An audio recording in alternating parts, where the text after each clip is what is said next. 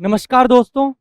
आज हम हमारी एक बहुत ही प्यारी सब्जेक्ट और नई सब्जेक्ट मैथमेटिक्स स्टार्ट करने वाले हैं। अब मैथ्स को हमेशा पढ़ाने से पहले ना मैं हर किसी को एक छोटी सी स्टोरी बताता हूँ। मैथ्स की को शुरू करने से पहले आपको पहले इस कहानी को आपको समझना होगा। दो किसान थे, दोनों बैलगाड़ी में नमक भर के ले जा रहे थे। नमक वाले कहाँ पर? आज शहर में बेचने के लिए।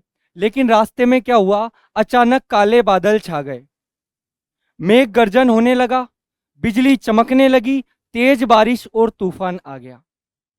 तो जो उनके दोनों के अलग अलग दोनों की बैलगाड़ी थी, दोनों के जो बैल थे वो बैल बिजली से डर के भाग गए। नमक था दोनों का जो गाड़ी में वो बह गया और जो दोनों की गाड़ी थी वो नाले में फंस गई।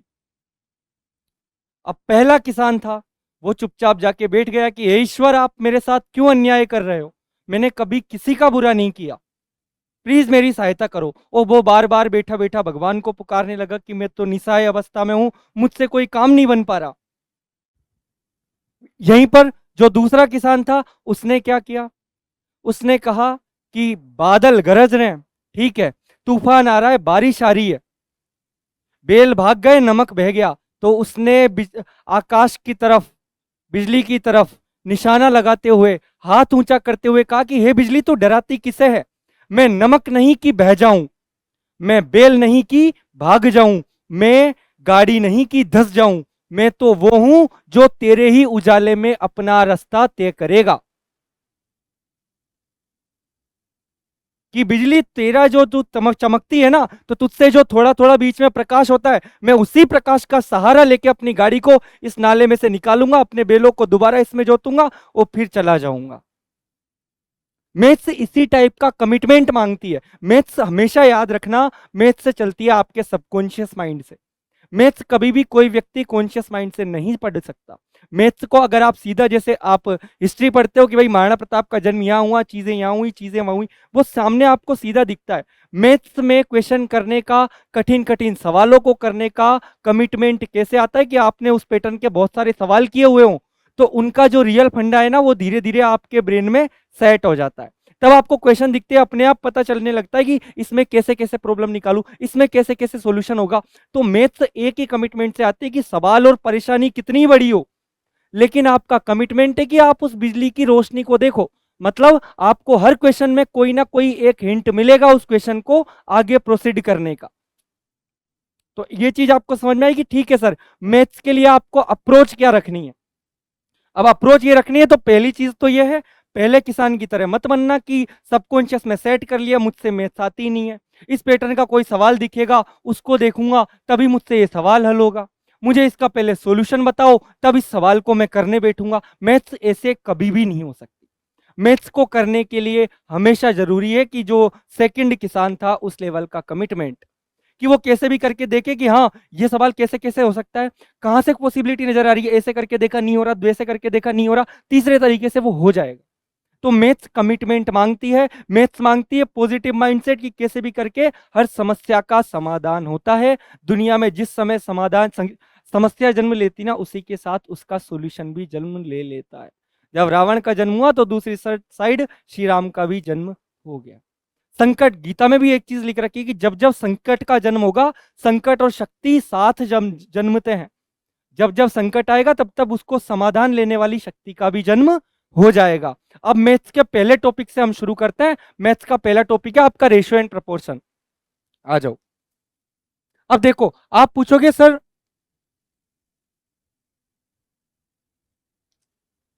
रेशो एंड प्रपोर्शन कि सर चीज है क्या ये रेशो? बताओ रेशो क्या है, रेशो का मतलब क्या है, रेशो किस काम का है? रेशो, अरे परीक्षा में 2 नंबर का जुगाड़ तो है, पर इसके अलावा रेशो खुद क्या है? रेशो क्या है सर? भाग। रेशो क्या है सर? हिस्सा। कि एक नंबर दूसरे का कितना गुना है। जैसे आपकी मम्मी ने आपको बिस्किट का एक पैकेट ला के दिया, 10 बिस्किट है उसमें, उनका आपको बोल दिया इनको 50-50 कर लेना, आधा आधा कर लेना। तो ये जो आधा आधा किया कि इनको बराबर बराबर भागों में बांट लेना, मतलब 1:1 में बांट लेना, यही रेशो है कि आपने 5 बिस्किट अपने भाई को दे दिए, 5 आपने खा लिए। यही रेशो चलता है। माँ ने बोला कि नहीं वो छोटा है, उसको हर 2 बिस्किट पे 1 बिस्किट तुझे लेना है, 2 वो लेगा, मतलब 1:2 पे बटेंगे। तो 10 को आप 1:2 पे बांटो कि 1 बिस्किट एक भाई को, 2 दूसरे को चले गया, 1 को, 2 दूसरे को चला गया, 1 को, 2 दूसरे को चला गया। अब बचा 1 बिस्किट, उसको हटाओ। तो अपन 9 बिस्किट थे, 9 में से अपन ने बांटा तो 1:2 के रेशो में ये बटा।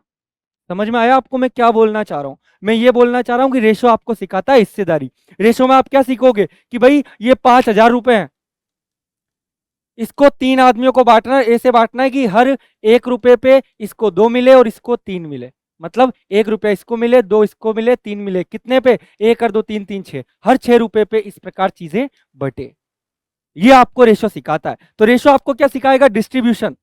कि आप केले लेके गए, आप 50 दर्जन केले ले गए, आपको किसी ने ऑर्डर दिया कि नहीं, जो स्लम है, पहली झुग्गी है, उसमें आपको, उसमें ज्यादा गरीब लोग हैं, उसमें 10 के रेशो में बांटना है, दूसरी में 5 के रेशो में बांटना है, वो थोड़े कम गरीब है और है वो उनसे ज्यादा समृद्ध है, उनको 2 के रेशो में बांटना है। तब आप बांटना कैसे सीखोगे? तो ये हमें डिस्ट्रीब्यूशन सिखाता है। तो पहली चीज तो आपको समझ में आ गई, ठीक है सर रेशो क्या है? रेशो हमें बांटना सिखा देगा, रेशो से हम हिस्सेदारी करना सीख जाएंगे। पहली चीज तो आ गई। अब रेशो को मैथमेटिकल रूप में आते हैं, ये तो हो गई सब बातें मैथमेटिकल रूप में रेशो को पढ़ना अब आप सीखो। रेशो बताता है रिलेशन, एक नंबर, जैसे सैलरी है ए की 200 रुपए, बी की है 400 रुपए, क्या रिलेशन निकल के आ रहा है इन दोनों अंकों में कि सर बी ए का कितना गुना है? 2 गुना। मतलब जब एक 1 रुपया कमा रहा है तो बी कमाएगा 2 रुपए। समझ में आया? बी की सैलरी 500 है, ए की 250 है, तो भी क्या होगा? 1:2 कि जब जब एक कमा रहा है, बी कितने कमाएगा? 2 कमाएगा। सर पहली चीज आपको समझ में आएगी, रेशो क्या है? रेशो रिलेशन है केवल। एक आदमी कमा रहा है 10, एक कमा रहा है 100, तो रेशो क्या बोलेगा? जब जब ये 1 कमाता है तब तब ये 10 कमाता है, तो 1:10 ही इनका क्या होता है? रेशो। आपको अच्छे से समझ में आया कि अब रेशो चीज है क्या? अब क्वेश्चंस पे आते हैं एक एक पे। अब इसमें पहले तो आपको ये सीखना पड़ेगा कि सर रेशो की, अगर मुझे 2 रेशो है अलग अलग, 2 पार्ट है, ए की वैल्यू दे दी, बी की वैल्यू दे दी, इनका रेशो पूछे तो मैं इनका संबंध बताऊंगा। संबंध कैसे बताऊंगा? इनका डिवाइड करके कि ठीक है ए की वैल्यू 2 है, बी की वैल्यू 3 है, तो ए रेशो भी निकलेगा सर 2/3 कि जब जब ए 2 कमाएगा, बी कितने कमाएगा? 3। जब जब ए के हिस्से 2 आएगा, बी के हिस्से कितने आएगा? 3। तो रेशो को आप एक शब्द और साथ में याद रखना, पार्ट, कि टोटल पार्ट है 5। ठीक है, ये कितने भी कमाए लेकिन टोटल पार्ट है 5। तो जब ए के पास 2 जाएगा तो बी के पास उस 5 का 3 जाएगा। अगर यही 5 10 हो जाएगा तो जब जब कितना हो जाएगा? तो ये इसके पास हो जाएगा 4, इसके पास हो जाएगा 6। यही पार्ट जब 20 हो जाएगा, समझ में आया मैं क्या बोलना चाह रहा हूं? तो ये हो जाएगा 8, ये हो जाएगा 12। मतलब अनुपात, अब इसका भी अनुपात देखो वही आएगा, कितना? इसको जैसे ही काटोगे आप तो कितना आ जाएगा? 4 दूनी 8, 4 तिया 12, 2:3। इसका भी 2 दूनी 4, 2 तिया 6। मतलब ये हमें सिखा रहा है कि चीजें सेम रहने वाली है, रेशो सेम ही रहेगा कि हाँ कोई अंक है उसके 2 पार्ट में हिस्सा करना है, तो हिस्सेदारी हमें रेशो ने सिखा दी। पहली चीज तो आपको ये नॉर्मल सी चीज है, ये क्लियर हो गई होगी रेशो की कि सर रेशो है क्या। अब रेशो में आओ, अगर 2 पार्ट की वैल्यू आपको दे दे कि सर ए की वैल्यू 2 है, ठीक है, बी की वैल्यू क्या है? 3 है, ए रेशो बी क्या आएगा? आप सीधे सीधे लिख लेना कि 2:3। इसको आप डिवाइड करके भी लिख सकते थे, 2/3 मतलब 2:3, सामने सीधा। अगर आपको बोले ए की वैल्यू 2 है, बी की 3 है, सी की 4 है, अलग अलग पार्ट में वैल्यू दे, ए रेशो बी रेशो सी पूछे, सीधे सट लिख देना ए की वैल्यू जो 2 है वही 2:3:4। अगर ये सरल हो सके, और कैसे? ए की वैल्यू 8 है, बी की वैल्यू 6 है, सी की वैल्यू 4 है, ठीक है, तो इसका रेशो भी क्या आएगा सर? 8:6:4। लेकिन ये और ज्यादा कट रहा है आगे, इसको और छोटा करेंगे तो क्या बोलेंगे? 4, ये 2 से कटेगा, 2 चौके 8, ये 3 बार 3, ये 2 बार, 4:3:2, ये इसका रेशो है। तो पहले आपको समझ में आया, ए की वैल्यू दे दू, बी की वैल्यू दे दू, सी की वैल्यू दे दू, पूर्णांक रूप में। अगर मैंने किसी पूर्णांक के रूप में आपको ए की, बी की और सी की वैल्यू दी है, किसी इंटीजर के रूप में दी है, आप डायरेक्ट उन अंकों को लिख दो, और अगर वो सिंप्लीफाई होते हैं तो और ज्यादा उनको काट दो, उनको सिंप्लीफाई कर दो, वही ए रेशो बी रेशो सी या ए रेशो बी आपका आ जाएगा। दूसरा समस्या आती है, कई बार वो आपको और उलझाएगा, और बड़ी प्रॉब्लम क्रिएट करेगा, ठीक है, कि बारिश आई तो तूफान भी लाएगा, मतलब वो आपके लिए भिन्न बना के भी दे सकता है। अब भिन्न बना के अगर वो दे सकता है कि सर ए की वैल्यू है 2/3 और बी की वैल्यू है 3/8, अब आप बताओ, अब मैंने आपको फ्रैक्शन में दे दिए, अब ए रेशो बी आप हमें बताओ, तो इसमें क्या करना है आपको, ऐसी कंडीशन में कुछ नहीं करना, 3 है, इसकी वैल्यू कितनी है 8, ठीक है, तो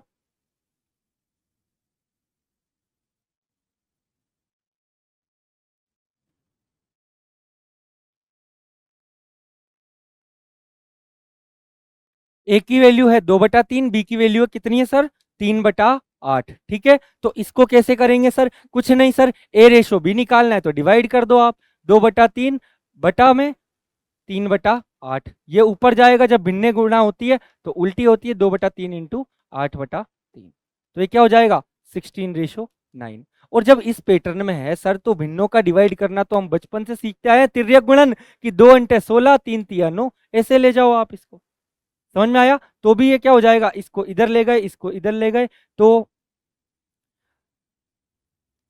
सामने वाली भिन्न को उल्टा करके गुणा कर दिया, ये भी कितना हो गया 16:9। तो ये आपको समझ में आया कि दो अलग अलग पार्ट में आपको रेशो दे तो भी आप कैसे रेशो निकाल सकते हो, ठीक है सर।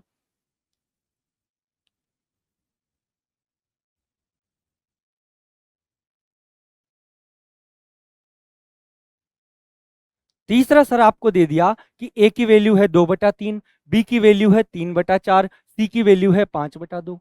अब कैसे करेंगे सर, अब तो हम फंस गए, तो आप क्या करोगे, 3, 4 और 2 का एलसीएम लोगे, क्या आता है सर 12, इसको कैसे भी करके पूर्णांक बनाना है ना आपको, तो ये क्या हो जाएगा 2/3, हर किसी को 12 से गुणा कर दो इंटू 12, ये क्या हो जाएगा 3/4 इंटू 12, ये क्या हो जाएगा 5/2 इंटू 12, तो ये क्या हो जाएगा 2 छिक्की 12, 6 पिंजा के 30, ये कितना हो जाएगा 4 तिया 12, 3 तिया 9, ये कितना हो जाएगा 3 चौके 12, 4 दूनी 8, तो क्या हो जाएगा ये 8:9:30। समझ में आया आपको मैंने क्या बोला, कुछ नहीं करना, अगर इस प्रकार से भिन्न के रूप में दे दे तो नीचे के अंकों का एलसीएम लेना है और इनके एलसीएम से इसको गुणा कर देना है, बस, तो इससे आपके ये भिन्न के रूप के सोल्व हो जाएंगे। तो पहली चीज तो आपको ये समझ में आ गई होगी कि ए रेशो ए और बी और सी हो या ए और बी हो, इनकी कोई भी वैल्यू हमें दे दी जाए तो हम मैथमेटिक्स का ये जो रेशो है वो किसी भी अंक का निकाल सकते हैं, ठीक है।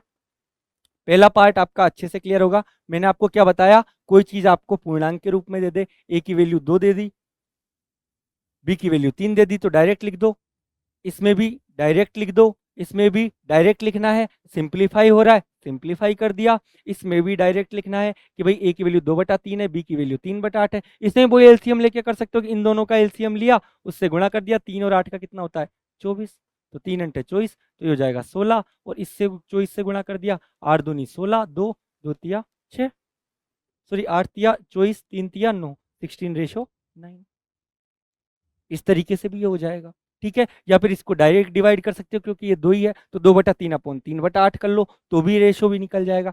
इसमें 3 अंक है तो यहाँ पे हम फंस गए, तो यहीं पे हमें स्टार लगा लेना है कि इसमें हमें इतना सा ध्यान रखना है, जब अगर 3 भिन्नों के रूप में आ गया और तीनों का रेशो निकालना आ गया, कुछ नहीं करना, इनका एलसीएम लो नीचे के अंकों का और उससे मल्टीप्लाई कर दो, ताकि, क्योंकि भाई रेशो तो हमेशा इंटीजर की फॉर्म में ही होगा, रेशो कभी भिन्न के फॉर्म में आप सोल्व नहीं कर पाओगे, रेशो को किस फॉर्म में रखना पड़ेगा, इंटीजर फॉर्म में, और अगर भिन्न के फॉर्म में है तो एलसीएम लेके उससे गुणा कर दो तो वो पूर्णांक बन जाता है।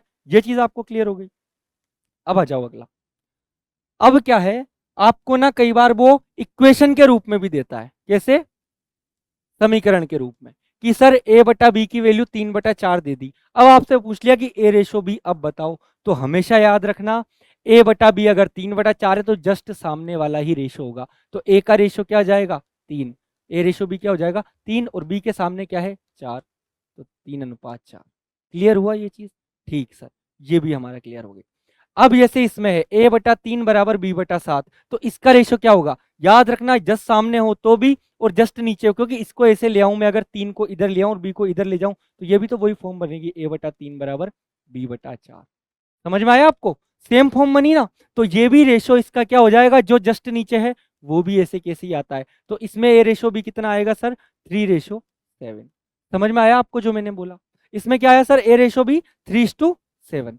ठीक है, क्योंकि जस्ट नीचे वाला है वो भी आप ऐसे कैसे लिख सकते हो, जस्ट सामने वाला है वो भी आप ऐसे कैसे लिख सकते हो, लेकिन सर ऐसे आ जाए 3a=8b, तो यहां पे आपको सावधान हो जाना है। मैक्सिमम बच्चे क्या करेंगे कि सर इसका रेशो लिख दें क्या, 3:8। ये इसका रेशो कभी भी नहीं हो सकता। तो इसका रेशो क्या आएगा, मैंने बोला नीचे लेके आना है आपको कैसे भी करके, तो इस 3 को नीचे ले आओ तो ये क्या हो जाएगा b/3, और इस 8 को इधर ले जाओ तो क्या हो जाएगा a/3, सॉरी a/8। तो इसका रेशो क्या निकल के आएगा सर, 8:3। समझ में आया। तो रियल तो बात यह है कि जब गुणा में होगा साथ में तो वो इसका रेशो नहीं होता, नीचे होने वाला ही रेशो होता है। जैसे इसमें इस फॉर्म में था तो इन दोनों को ऐसे ले जाऊं मैं, a/3 बराबर b/4, तो ये इसी फॉर्म में ही तो निकल रहा है, तो यही रेशो होता है नीचे वाला। पहली चीज आपको क्लियर हो गई, ठीक है। अगर सर आप उसने हमें से दे दिया 2/3a बराबर 5/4b, तब हम क्या करेंगे, मैंने बोला इस फॉर्म में ले जाना है कैसे भी करके, ए के नीचे और बी के नीचे, तो आप क्या बोलोगे, इस 2 को तो इधर ले जाऊं तो ये कितना हो जाएगा b/4 इंटू 2, और इस 5 को इधर ले जाऊं तो ये कितना हो जाएगा a/3 इंटू 5। तो ए के नीचे तो कितना आ गया a/15, बी के नीचे कितना आ गया b/8, तो सर 15:8 इसका रेशो निकल के आ जाएगा।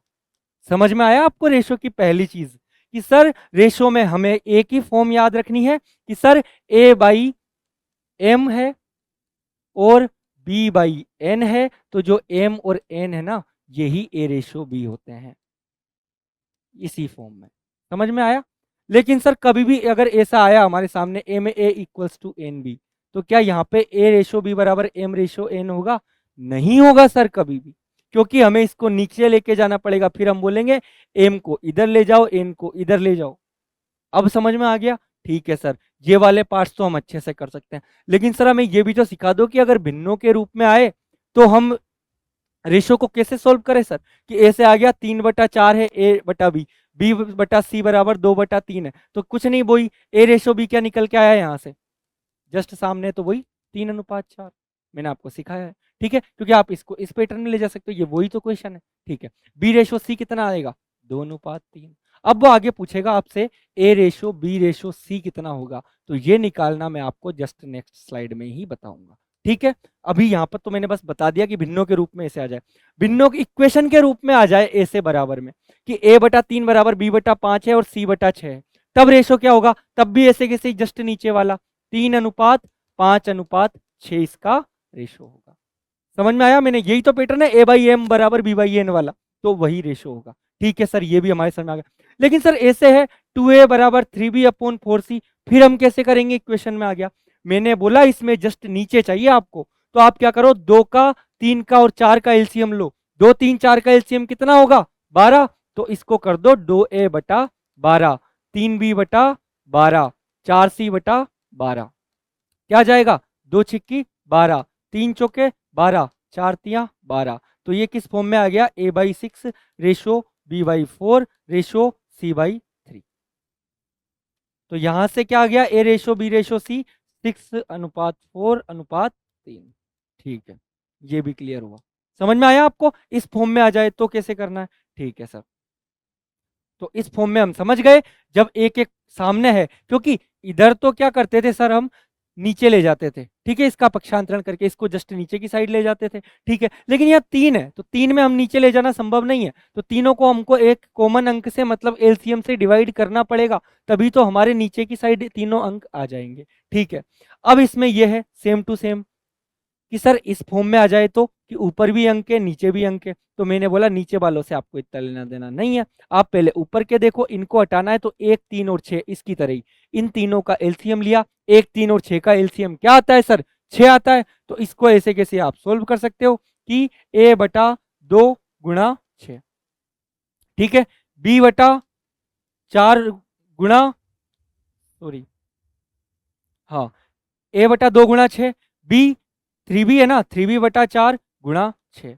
ऐसे कैसे इधर 6c/3 गुणा 6, क्योंकि ऊपर वाले का लिया है ना, ऊपर वाले को कैसे भी करके हटाना है, तो ये हट जाएंगे, 3 दूनी 6, 6 कम 6, तो क्या बन जाएगा a/12 ratio b/4 ratio sorry 4 दूनी 8, तो ये 8 हो गया, और इधर 3, तो C/3। ठीक है, तो A रेशो B रेशो आ गया 12:8:3। ठीक है, ये चीज आपको अच्छे से क्लियर हुई कि भिन्न के रूप में कैसे करेंगे, सामान्य रूप में दिया हो तो कैसे करना है, हमें कैसे भी करके इनको ले जाना है A/M बराबर B/N की फॉर्म में, A/M बराबर B/N की फॉर्म में, और C भी हो तो C/O की फॉर्म में। नीचे के अंक होंगे वो ही रेशो होंगे, साथ वाला कभी नहीं होगा। अगर ऊपर कोई और अंक लिख रखा है, एलसीएम लो, एलसीएम से डिवाइड करो तो वो अंक हट जाएगा और नीचे ही वैल्यू बढ़ जाएगी, नीचे के ही अंक आपके रेशो के रूप में निकल के आ जाए। समझ में आया आपको पूरा रेशो का ये फंडा? ठीक है, तो यहीं पे वही चीज लिख रखी है कि M equals to N B के फॉर्म में हो तो रेशो एन कभी नहीं होता। ठीक है, और रेशो कब होता है, जब A/M बराबर B/N की फॉर्म में हो, तभी रेशो होता है M/N। ठीक है, और इसमें वही चीज है कि A/B बराबर M/N की फॉर्म में हो तो भी रेशो M/N होगा, मतलब M को नीचे है, B को ऊपर ले जाएंगे, तो ये भी तो वही फॉर्म निकल के आ रही है, ये वाली। ठीक है, अब समझ में आ गया आपको रेशो का बेसिक पूरा कॉन्सेप्ट? ठीक है सर, अब देखो, अब मैंने आपको ये तो बता दिया कि सर आपने हमें दो चीजें सिखाई अभी तक, क्या क्या, कि अगर ए की वैल्यू दे रखी हो, ठीक है, और बी की वैल्यू दे रखी हो तो A/B कैसे निकालते हैं, आपने सिखा दिया। ठीक है, आपने सर हमें ऐसे सिखाया है कि अगर ऐसे दे रखा हो कि A/M बराबर B/N, किसी भी भिन्न के साथ ये गुणा करके इक्वेशन के रूप में हो, ए और बी का रिलेशन दिया हो, तब A/B कैसे निकालते हैं, वो भी आपने हमें सिखा दिया। ठीक है, तीसरी चीज आप ये सिखाओ कि आपने उधर एक चीज छोड़ दी थी कि A/B हमें दिया हो और B/C दिया हो, और A/B/C कैसे निकालेंगे, तब समझो। ठीक है, तो इसको बोलते हैं अपन साझा अनुपात। ठीक है, कि ए और बी अलग दे दिया, बी और सी अलग दे दिया, तो ए बी सी की वैल्यू पूछ ली, ए और ए बी का रेशो अलग दिया, बी सी का अलग दिया, सी डी का अलग दिया, ए बी सी डी का कंबाइंड रेशो पूछ लिया। फिर हम इन चीज को कैसे करेंगे?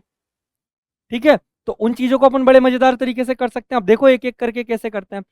A/B है 7:9, B/C है 1:5। आपको कुछ नहीं करना और ABC निकालना है, तो आप पहले ABC लिखो।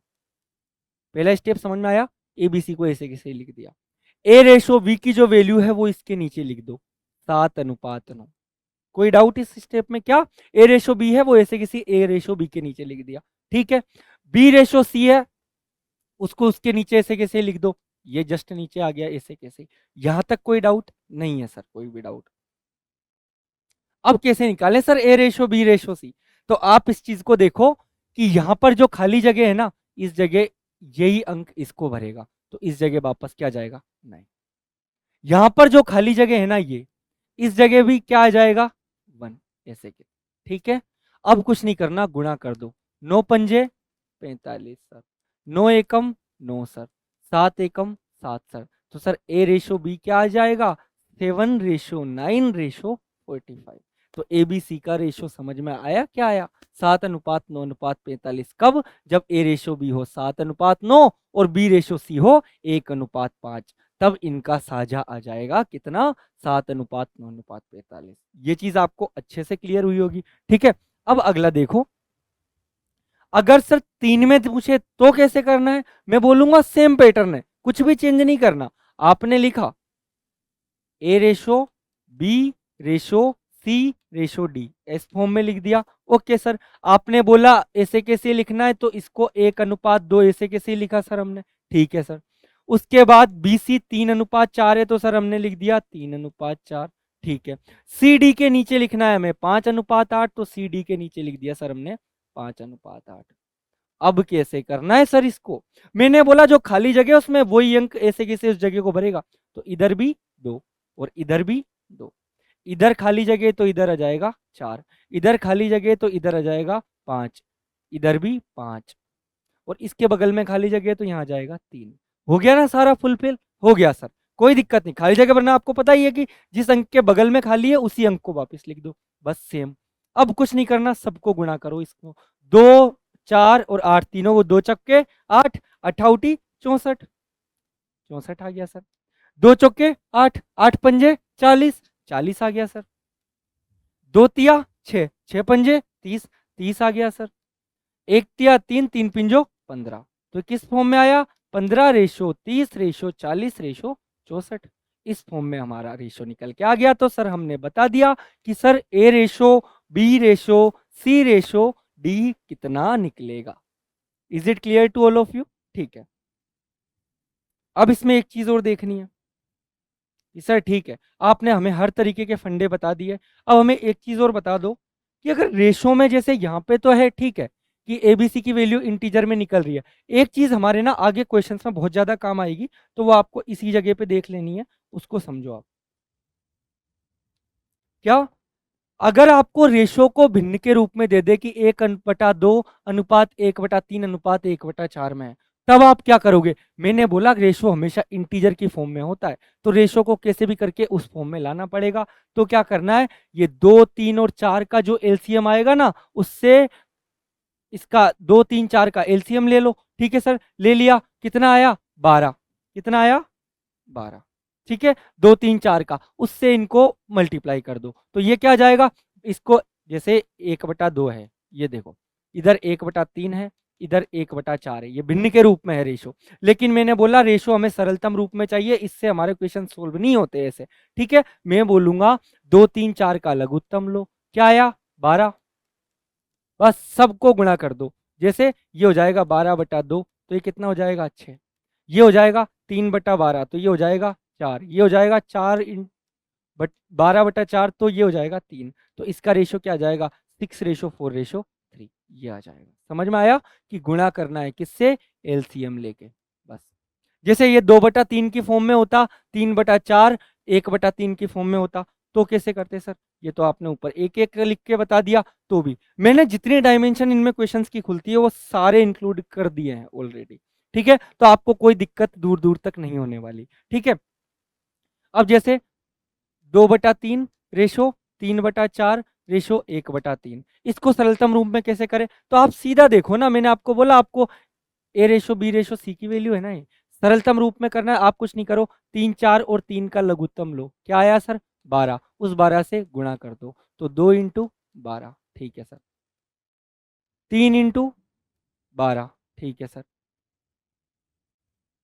ठीक है, इधर 1 × 12। ठीक है सर। तो ये कितना हो जाएगा? 12×2 = 24। ये कितना हो गया? 12×3 = 36। ये कितना हो गया? 12×1 = 12।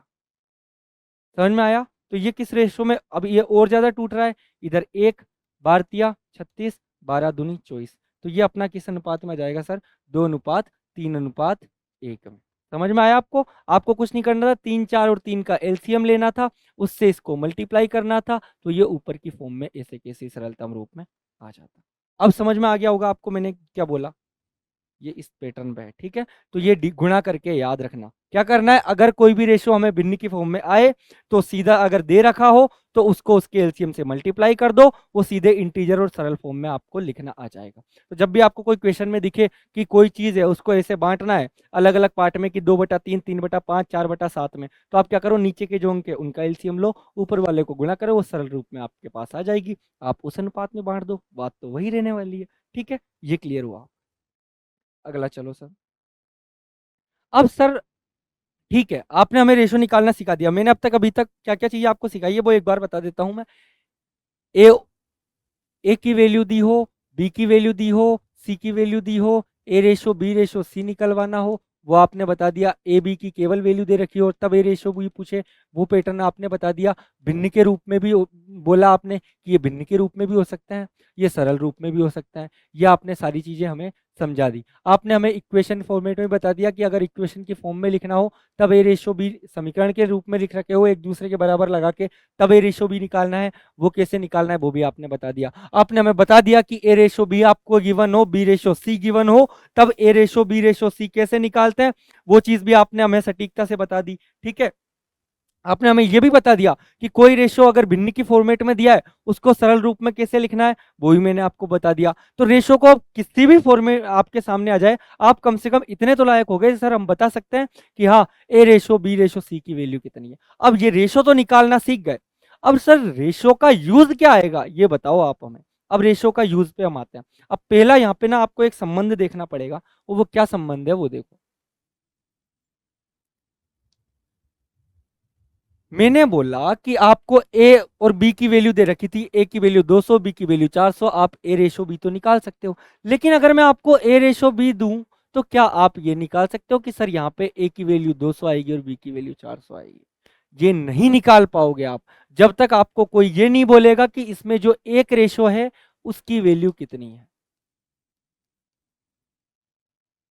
ये सबसे इंपॉर्टेंट कॉन्सेप्ट है, इसको ना बहुत ध्यान से समझना। भले मैं 2 3 4 5 एग्जाम्पल से आपको समझाऊंगा, लेकिन ये चीज जब तक आपके दिमाग में सेट ना बैठे, इस चीज को भले 2 बार देखना, 3 बार देखना, उसके आगे प्रोसीड मत कर जाना इस लेक्चर में, ठीक है। मैं बताना चाह रहा हूं आपको कि सर आपने हमें कोई चीज दी 2:3 के अनुपात में, ठीक है। जैसे आपने बोल दिया ये है कोई चीज 20:30, मतलब ए की वैल्यू है 20 और बी की वैल्यू है 30। आपने हमें यह बताया कि ए अनुपात बी 2:3 है। इससे मैं ए की वैल्यू निकाल सकता हूं क्या, बी की वैल्यू निकाल सकता हूं क्या? मैं बोलूंगा आप इससे नहीं निकाल सकते। क्यों नहीं निकाल सकते? क्योंकि सर 2 और 3 के अंदाज पे अगर मैं गेस लगाने ले जाऊं तो 2:3 तो 2 और 3 में बांटेंगे तब भी वही आएगा, 20 और 30 में बांटेंगे तब भी वही आएगा सर, ठीक है। 200 और 300 में बांटेंगे तब भी वही आएगा, ठीक है। 40 और 60 में बांटेंगे, 40 और 60 का रेशियो भी तो यही निकल के आता है, 2:3। तो सर हमें कैसे पता चलेगा कि ये 20 और 30 में ही बांटा गया है? ए की वैल्यू यहां पर 20 है, बी की वैल्यू 30 है, ठीक है। तो इसको निकालने के लिए वो आपको बताएगा कि यहां पर एक रेशो की वैल्यू क्या है। मतलब एक रेशो की वैल्यू आपको पता चल गई तो 2 रेशो की आप निकाल दोगे। जैसे मैं अगर आपको यहाँ इंट के रूप में बता दूं कि यहाँ पर ना एक रेशो है 10 के बराबर, आप बोल दोगे सीधा है सर 2:3 में आपने बांटा है, एक रेशो की वैल्यू बता दिया, तो ए के हिस्से में कितने रेशो है? 2 रेशो। बी के हिस्से में कितने रेशो है? 3 रेशो। तो ए की वैल्यू कितनी हो जाएगी? 20। बी की वैल्यू कितनी हो जाएगी? 30। समझ में आया आपको? मैं बोल रहा हूं फिर से, जब तक ये चीज क्लियर ना हो तब तक मत बढ़ जाना आगे। एक और एग्जांपल से बता दूं भले आपको।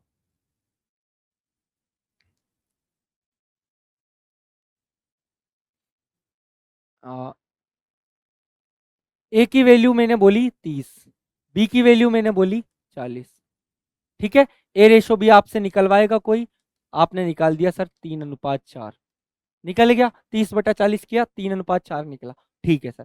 ए रेशो बी हमें निकल के आ गया, पहली चीज तो हमारी क्लियर हो गई, ठीक है। मैं बोल रहा हूं ए रेशो बी से क्या आप ए और बी की वैल्यू बता सकते हो जब ये गिवन ना हो? आप नहीं बता सकते। आप बोलोगे सर एक रेशो की वैल्यू बता दो, क्योंकि हमें पता है ए की वैल्यू कितनी है 3 रेशो और बी की वैल्यू कितनी है 4 रेशो। आप जैसे ही एक रेशो की वैल्यू बताओगे, मैं बोल दूं आपसे यहाँ पे भी कि एक रेशो की वैल्यू मैंने आपको बोल दी 10 है, तो आप बोलोगे सर सीधा है ना, ए के पास 3 रेशो तो ए की वैल्यू 30 आ गई, बी के पास 4 रेशो तो बी की वैल्यू 40 आ गई। समझ में आया? अगर मैं आपको एक रेशियो की वैल्यू दे दूं तो आप क्या क्या निकाल सकते हो? ए की वैल्यू निकाल सकते हो, बी की वैल्यू निकाल सकते हो, ए प्लस बी पूछ ले तो ए और बी दोनों को निकाल के उनको जोड़ सकते हो, या फिर दोनों के रेशो में क्या आपसे पूछ ले कोई ए रेशो बी 3:4 है, ठीक है। यहाँ पे आपको ए प्लस बी बताना है, एक रेशो की वैल्यू दे दी तो आप बोलो सर दोनों का रेशो कितना है? 3 और 4 7 रेशो। एक रेशो की वैल्यू आपने मुझे बता दी कि 10 है, तो 7 रेशो की वैल्यू कितनी आ जाएगी? 70। 7 × 10। समझ में आया? आप इनका डिफरेंस पूछ ले कि 4 में से 3 गया तो 1, ठीक है। तो ए और बी का डिफरेंस क्या है? तो आप क्या बोलोगे सर ए और बी का डिफरेंस है सर रेशो में कितना है? 4 रेशो माइनस 3 रेशो बराबर 1 रेशो है। और मुझे एक रेशो की वैल्यू आपने पहले ही बता रखी कि 1 × 10, एक रेशो की पता है तो इसकी वैल्यू हो जाएगी 10। समझ में आया आपको मैं क्या बोलना चाह रहा हूं?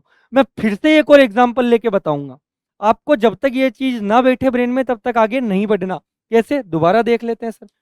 बड़ी सीधी चीज है सर, आप क्यों बार बार बता रहे हो? लेकिन मैंने पहले भी आपको समझाया था, मैथ्स सबकॉन्शियस माइंड से चलती है। मैं चाहता हूँ ये जो बात है ना आपके भेजे में सेट बैठ जाए, फिर आपको पूरा चैप्टर हलवा लगेगा, हलवा है ना, खाने के लिए बढ़िया सीधा सा मीठा ठीक है। मैंने बोला ए रेशो भी अपन कुछ भी माने, जैसे अगर मैं मान लू ए रेशो भी कोई भी अंक मान लो आप, ए रेशो भी है मेरे 6:7, ठीक है सर, समझ में आ गया मुझे। ए रेशो भी कितना है? 6:7। इससे मुझे निकालना है कि ए की वैल्यू कितनी है, बी की वैल्यू कितनी है और इसके अगर मुझे ए और बी पता चल जाए तो मैं ये भी बता सकता हूँ ए प्लस बी कितना है। मैं ये भी बता सकता हूँ क्योंकि बी ज्यादा है तो मुझे पता है बी माइनस ए कितना है। सर इस रेशो से मैं ये चारों चीजें कब बता पाऊंगा, जब मुझे कैसे भी करके पता चले कि सर एक रेशो की वैल्यू क्या है, क्योंकि मुझे पता है ए की वैल्यू है 6 रेशो, बी की वैल्यू है 7 रेशो। तो एक रेशो की पता चलते ही मैं पूरा गेम पलट दूंगा। मैंने बोला मैं आपको हिंट दूंगा एक रेशो के लिए। अब मैंने बोल दिया आपको कैसे भी करके कि ठीक है क्वेश्चंस में आगे जाके मैं हिंट के रूप में दूंगा, अभी मैं आपको डायरेक्ट बता रहा हूँ। एक रेशो की वैल्यू है यहाँ पर 5। आप बोलोगे सर बस ये पता चल गया ना, क्या है ए की वैल्यू कोई पूछे तो 6 पंजे 30, बी की वैल्यू कोई पूछे तो 7 पंजे 35, ए प्लस बी की पूछे तो 30 और 35 अलग अलग हो गए, एक साथ जोड़ दो तब भी वही बात है 65। या फिर रेशो को जोड़ा कि सर ए और बी की वैल्यू क्या है 6 रेशो और 7 रेशो मतलब टोटल 13 रेशो, और एक रेशो की वैल्यू आपने मुझे 5 बता रखी है तो भी 65 आ जाएगा, 13 पंजा 65। समझ में आया मैं क्या बोलना चाह रहा हूँ? ठीक है सर। ए और बी का आपने डिफरेंस पूछा बी माइनस ए, तो बी माइनस ए का डिफरेंस है एक रेशो, और एक रेशो की वैल्यू मुझे पहले ही पता है कितनी है सर 5, तो ये आ गई 5। अब समझ में आ गया आपको? ठीक है। अब मैंने वही चीज आपको लिखा है कि ए रेशो भी आपको दिया हो तब वो आपसे ए भी पूछ सकता है, बी भी पूछ सकता है, ए प्लस बी भी पूछ सकता है, या फिर ए माइनस बी या बी माइनस ए जो बड़ा होगा उसके बेस पे पूछ सकता है। तब आपको कुछ भी करके क्या चाहिए, आपने बोला सर आपने अभी अभी सिखाया है एक रेशो की वैल्यू दे दो, एक रेशो को निकालने का जुगाड़ बता दो, तब आप कुछ भी करो आपको ए भी दे देंगे बी भी दे देंगे, ये चारों चीजें हम निकाल सकते हैं। तो वो एक रेशो वैल्यू निकालने के लिए आपको कुछ जुगाड़ देगा, इन चारों में से एक अंक दे देगा, कोई भी एक चीज दे देगा इन चारों में से।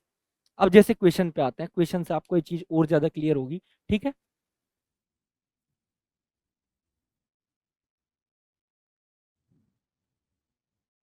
क्वेश्चन से समझने की कोशिश करना इस चीज को।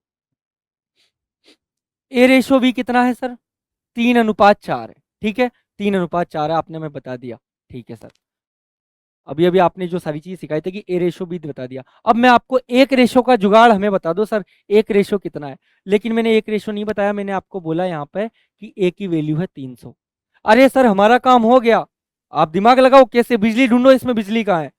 ठीक है, तो सर ए की वैल्यू इसमें 300 है, ए की वैल्यू रियल में रेशो में कितनी है 3 रेशो, बी की वैल्यू कितनी है 4 रेशो, तो सर ए की वैल्यू 3 रेशो है इसमें रेशो के अंदर। ठीक है, इधर ए की वैल्यू कितनी है 300।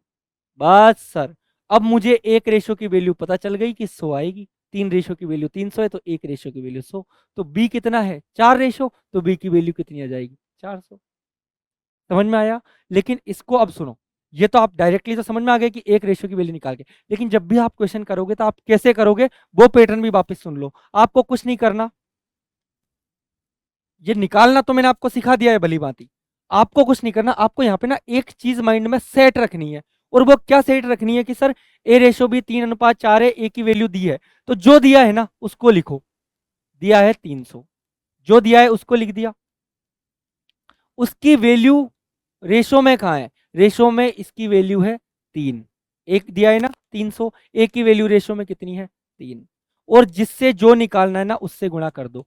आपसे पूछेगा बी, तो बी पूछे तो इसको किससे गुणा कर दो 4 से, सही है, तो 4 से गुणा करते ही बी की वैल्यू हो जाएगी। वो पूछेगा ए प्लस बी कितना है, तो आप बोलोगे सर ए प्लस बी निकल के आएगा 3 और 4 कितना 7, और ए प्लस बी 7 रेशो निकल के आ रहा है ना ओवरऑल, तो ए प्लस बी की टोटल वैल्यू क्या आएगी, तो यहाँ पर 7 से गुणा कर दो। अब आपसे पूछ लेगा सर बी माइनस ए की वैल्यू बताओ, तो यहाँ पे पहले रेशो में वैल्यू निकालो, रेशो की वैल्यू निकालना जरूरी है। ठीक है, रेशो में बी की माइनस ए कितना है 1 रेशो, 4 माइनस 3 1 रेशो, तो इसको किससे गुणा कर दोगे 1 से। समझ में आया? फिर दोबारा इसी सवाल को समझा रहा हूं, समझ लेना ध्यान से। एक ही सवाल से ना हर तरीके के डायमेंशन निकालना सीख जाओ, फिर आप 50 सवाल करो 100 करो 200 करो कोई मैटर नहीं करता। ठीक है, फिर मैथ्स आपको अपने आप बहुत प्यारी लगने लग जाती है, और है भी कुछ नहीं, एकमात्र सब्जेक्ट है, इसमें कोई याद नहीं करना, बस बार बार इसको करते जाओ, समस्याओं को सोल्व करते जाओगे, सबकॉन्शियस में सेट हो गई, फिर ना रिवीजन की जरूरत है ना किसी और चीज की जरूरत है, मैथ्स अपने आप निकलेगी आपके मुंह से। ठीक है, तो पहली चीज ये मैथ्स के लिए पॉजिटिव माइंड सेट, बिना पॉजिटिव माइंड सेट के नहीं होगी, बिना मैं ना इसको एक नाम देता हूँ, खोजी दिमाग। जिसको कोई समस्या दे दी वो सोचता ही रहेगा पूरे दिन कि ऐसे नहीं तो ऐसे निकलेगी, ऐसे नहीं तो ऐसे हल निकलेगा, ऐसे नहीं तो ऐसे हल निकलेगा। वो कभी ये नहीं सोच के नहीं रुकेगा कि नहीं यार इसका तो कोई भी हल है नहीं। और जैसे ही सोचेगा तो सोचते सोचते अपने आप उसको सॉल्यूशन मिल जाएगा, क्योंकि उसने कई बार अपने सबकॉन्शियस में इस तरीके की प्रॉब्लम्स देखी हुई है। ठीक है। ठीक। अब जैसे मैं इसी क्वेश्चन को दोबारा बता रहा हूँ, ए रेशो भी दिया है 3:4, ए की वैल्यू दी है। मैंने आपको क्या सिखाया, ए की वैल्यू क्या है 300। जो आपकी भाषा, आपकी वैल्यू कितनी है 300, मेरी भाषा मेरे रेशो में ए की वैल्यू कितनी है 3। क्या चाहिए, ए चाहिए तो ए तो दिया ही है, बी चाहिए तो बी से गुणा करूंगा, बी के मान से मतलब 4 से।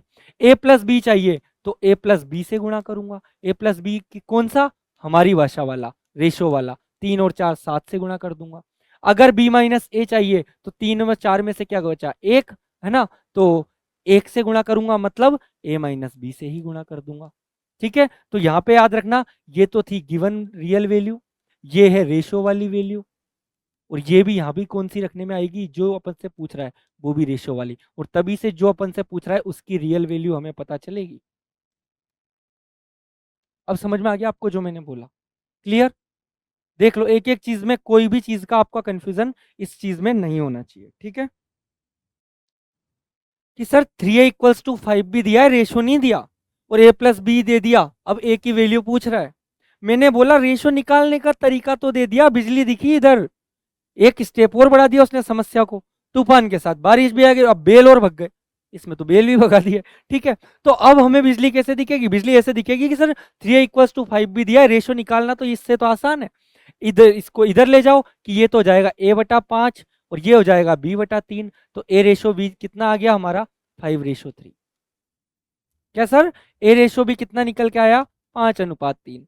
सर अब तो हमारा काम आसान हो गया, कैसे हो गया, ए प्लस बी हमें दिया है, आपने हमें सिखाया था कि ए प्लस बी की वैल्यू, जो वैल्यू आपको दी हो 120 दिया है टोटल रियल वैल्यू, अब बाकी इधर और इधर तो रेशो वाली वैल्यू लिखी जाएगी ना। अब रेशो में ए प्लस बी कितना है 5 और 3 8, तो उसी से डिवाइड होगा 8 से।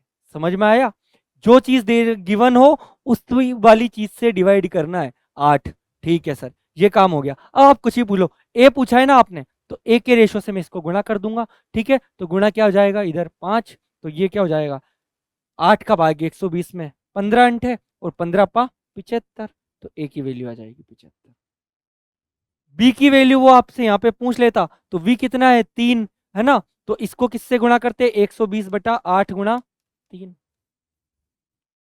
ठीक है, ए प्लस बी आपसे पूछ लिए, ए प्लस बी तो आपको गिवन ही है, बी माइनस ए पूछ लेता तो 5 में से 3 गया तो कितने बचे 2, तो 2 से गुणा कर देते 120/8 को, निकाला तो ओवरऑल 120/8 ही तो हमारा की पॉइंट है।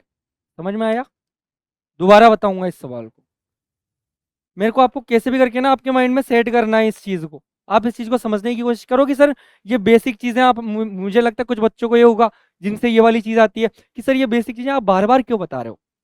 मैं बोल रहा हूं एक सवाल को 4 बार हल करना उतना ही जरूरी है जितना 4 तरीके के अलग अलग सवालों को हल करना।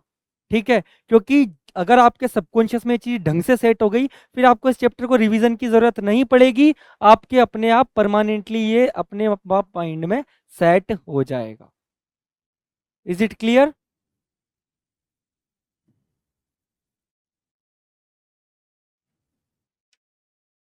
ठीक है, अब देखो इस इक्वेशन में वापस जैसे अपन ने रेशो निकाला तो इसका रेशो क्या निकल के आया सर 5:3, A/B। पहले तो ये तो पता है हमें, लेकिन हमें तो ये बताओ ए प्लस बी दिया है ना, तो जो दिया है वो हमारा की पॉइंट है, जो दिया है और उसका रेशो में जो दिया है, रेशो में क्या है A+B 5+3 मतलब 8, ये चीज चाहिए हमें। तो अब हमसे कुछ भी पूछो क्योंकि ये हमारे एक रेशो की वैल्यू आ गई, अब आप हमसे ए की वैल्यू पूछोगे तो ए का अनुपात लिख देंगे, इधर 5 से गुणा कर देंगे, बी की पूछोगे तो बी का अनुपात क्या है 3, तो 3 से गुणा कर देंगे, ए प्लस बी तो आपने दिया ही है, बी माइनस ए पूछोगे तो 5 में से 3 गया तो क्या बचा 2, तो 2 से गुणा कर देंगे। समझ में आया, जितनी भी डायमेंशंस है, तो मैंने बोला ये निकालना भी सीख गए, ये निकालना भी सीख गए, ये निकालना भी सीख गए, और ए माइनस बी निकालना भी सीख गए, चारों चीजें निकालना सीख गए ना। और मैंने आपको बताया था कि सवाल बनने के लिए वो या तो आपको ए दे देगा, तब आप क्या करना, रेशो में जो ए की वैल्यू है उसको इस वैल्यू से डिवाइड कर देना, फिर जो पूछे उससे गुणा करते जाना, बी दे देगा। जैसे इसमें आपको क्या दिया, बी दिया, इसमें आपको क्या दिया, ए प्लस बी दिया, इसमें ए दे दिया था ना इस क्वेश्चन में आपको, तब ये क्वेश्चन सोल्व हो गया था एक रेशो निकालने का जुगाड़। इस क्वेश्चन में आपको ए प्लस बी दे दिया, ए प्लस बी दे दिया, तो भी एक रेशो निकालने का जुगाड़ आपके पास आ गया। अब समझ में आ गया होगा आपको ये सारी चीजें अच्छे से, जो मैंने कोशिश की थी। अब आ जाओ मेन, कि ठीक है सर ये सब चीजें हमने सीख ली, ठीक है, कि कोई ना कोई वो जुगाड़ हमें देगा। अब इनकी प्रॉब्लम को सोल्यूशन करने का, रेशो की जो एप्लीकेशंस है उन पर आप हमें लेके चलिए कि उनको हम कैसे सोल्व कर सकते हैं। ठीक है, एक चीज को देखते हैं। मैंने बोला वापस वही चीज आ गई है तो, कि ए रेशो बी रेशो सी कितना है, 35 रेशो 14 रेशो 26। आपसे पूछा ए की वैल्यू, बी की वैल्यू, सी की वैल्यू, पूछा ना। आप बोलोगे सर आपने बोला था कुछ न कुछ देगा, एक रेशो निकालने का हिंट। मैंने कहा ये रही बिजली, ए प्लस बी प्लस सी बराबर कितना, 750। पहचाना, ठीक है सर। अब सर आपने ये बता दिया कि ए प्लस बी प्लस सी 750 है, ठीक है। अब इसी चीज की तो वैल्यू मुझे चाहिए यार, रेशो वाली। तो आपकी वैल्यू तो रख दी मैंने, अब मेरी इधर भी रेशो वाली आएगी, इधर भी रेशो वाली आएगी। अब मेरी इधर रेशो वाली वैल्यू फुल वही लिखनी है जो आपकी है। आपका ए प्लस बी प्लस सी 750 था, मेरे रेशो का कितना होगा, 35 और 14 49, 49 और 26 75। तो मेरा ए प्लस बी प्लस सी आया 75, तो मैं इसको पहले 75 से डिवाइड करूंगा। पहला स्टेप सर आपने बता दिया। अब आप ए की वैल्यू पूछ रहे हो, तो मैं ए की वैल्यू कितनी है आपकी 35, 35 से इसको गुणा कर दूंगा, क्योंकि एक रेशो की वैल्यू आ गई ना ये पूरी मेरी। टोटल 750 है, रेशो में टोटल कितना है 75, तो एक रेशो आ जाएगा 750 बटा 75, तो एक रेशो आ गया। ए की वैल्यू पूछेगा तो ए की वैल्यू है 35 रेशो, तो यही तो है एक रेशो की वैल्यू 750/75। इससे ए को गुणा कर दूंगा। बी की पूछेगा तो 14 रेशो, तो और आर की जगह क्या रख दूंगा 750/75। सी की वैल्यू पूछेगा तो 26, तो सी की जगह क्या रख दूंगा 750/75, 26। समझ में आ गया ए बी सी की वैल्यू कैसे निकालनी है, बहुत ईजी है सर। अब इसको किताबी लैंग्वेज में अपन दे दे, 750 रुपए को एबीसी में इस प्रकार बांटो कि ए रेशो बी रेशो सी ये रहे, तब बताओ ए को कितना पैसा मिला। तो ये सेम ही तो क्वेश्चन है कि एबीसी की टोटल वैल्यू दे दी ना 750, रेशो में दिया है 35 14 26। आप क्या करोगे सर, रेशो को जोड़ोगे, 35 14 49 26 75, और इसका 750 उससे गुणा कर दो, बटा बटा कर दोगे 75। अब ए का पैसा पूछ रहा है तो ए का पैसा 35 के अनुपात में, तो 35 से गुणा कर दो, खत्म खेल। अब सर वो कई बार आपको अनुपात में नहीं देगा, वो आपको अनुपात भी निकलवाएगा, वो आपको चेक भी करेगा। तो यही तो करते आ रहे हैं कि ए रेशो बी दिया है, बी रेशो सी दिया है, ए से दे दिया उसने, फिर पूछ लिया ए रेशो अब कैसे बांटेगा, तो आप बोल देना सर पहले ए बी सी का रेशो निकाल लेंगे। तो 5:2 7:13 दिख रखा है, तो मैंने आपको जब एक रेशो की वैल्यू दे रखी हो कि ए रेशो बी दे रखा है, बी रेशो सी दे रखा है, तब ए रेशो बी रेशो सी कैसे निकालना है वो मैंने आपको सिखाया है, वही चीज है। तो उससे वापस उसी पैटर्न पे आप सोल्व कर जाओगे। वो आपको ये भी नहीं दे, वो आपको इस फॉर्म में भी दे सकता है, तब एबीसी की वैल्यू कि ए बटा बी क्या है सर, यहाँ से पता चल रहा है सीधा सीधा ए रेशो बी 5:2 आ रहा है, बी रेशो सी 7:13 आ रहा है, इससे भी मैं इसको कर सकता हूँ। समझ में आ गया। तो खैर इन अंकों का इस क्वेश्चन से कोई लेना देना नहीं है, मैं ये बता रहा हूँ यहाँ पर ए रेशो बी रेशो सी देने की जगह वो रेशो निकालने का जुगाड़ भी दे सकता है, तो वो 2 स्टेप आगे भी बढ़ा सकता है प्रॉब्लम्स को। मैंने डायमेंशंस जितनी खुलती है ना वो सारी इंक्लूड करिए, कि आप कोई क्वेश्चन देखो तो आप ये नहीं सोचो कि सर आपने इस पैटर्न की चीज हमें बताई नहीं, आपने बताया नहीं कि इनमें बिजली कैसे ढूंढनी है। ठीक है, ये क्वेश्चन हुआ। अब अगला देखो,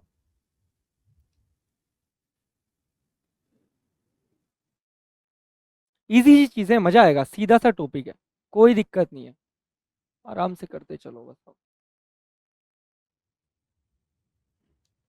अब देखो सर, किसी धनराशि को ए बी सी के बीच 2:3:7 में बांटना है, ठीक है। बी का हिस्सा 15,000 रुपए दे दिया। अब यहां पर सम नहीं दिया, यहां पर बी का हिस्सा ही दे दिया, तो मैंने पहले बोला ए रेशो बी रेशो सी लिखो, कितना है इसमें, कितना है 2:3:7। ठीक सर, ये चीज मैंने लिख दी कि ये है 2:3:7, इसमें मुझे कोई भी प्रॉब्लम नहीं है। ठीक है, बी का हिस्सा मुझे गिवन क्या है, बी का हिस्सा इसमें कितना है 15,000। ठीक है, ठीक है, बी का हिस्सा है 15,000। बी की वैल्यू कितनी है इसमें, हमारी भाषा में, आपकी भाषा की चीज तो लिख दी 15,000 रेशो में।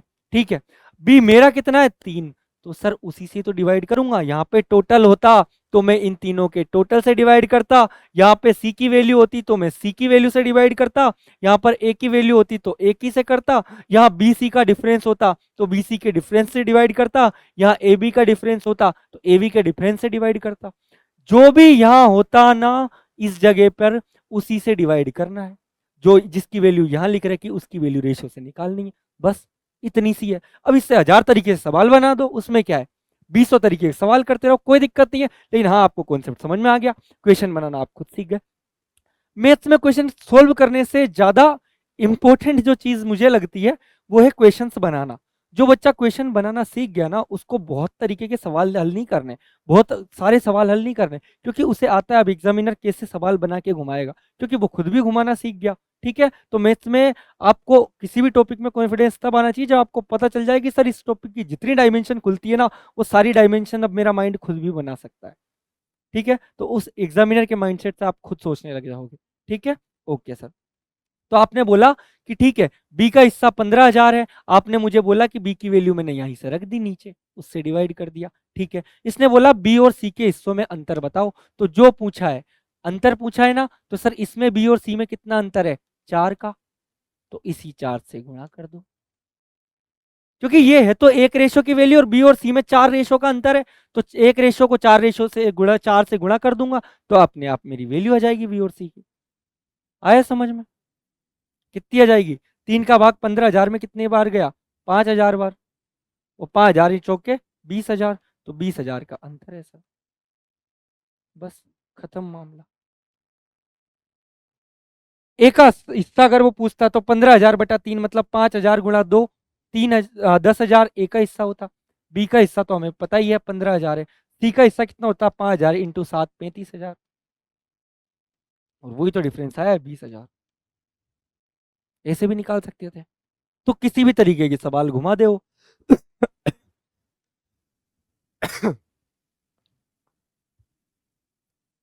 अब देखो 782 रुपए को ए रेशो बी रेशो सी को 1:2, 2:3 और 3:4 में विभाजित करना है। ठीक है, अब पहला भाग क्या है, ठीक है, मतलब 782 रुपए को 3 भागों में बांटा है, किसमें, 1/2 अनुपात 2/3 अनुपात 3/4 में।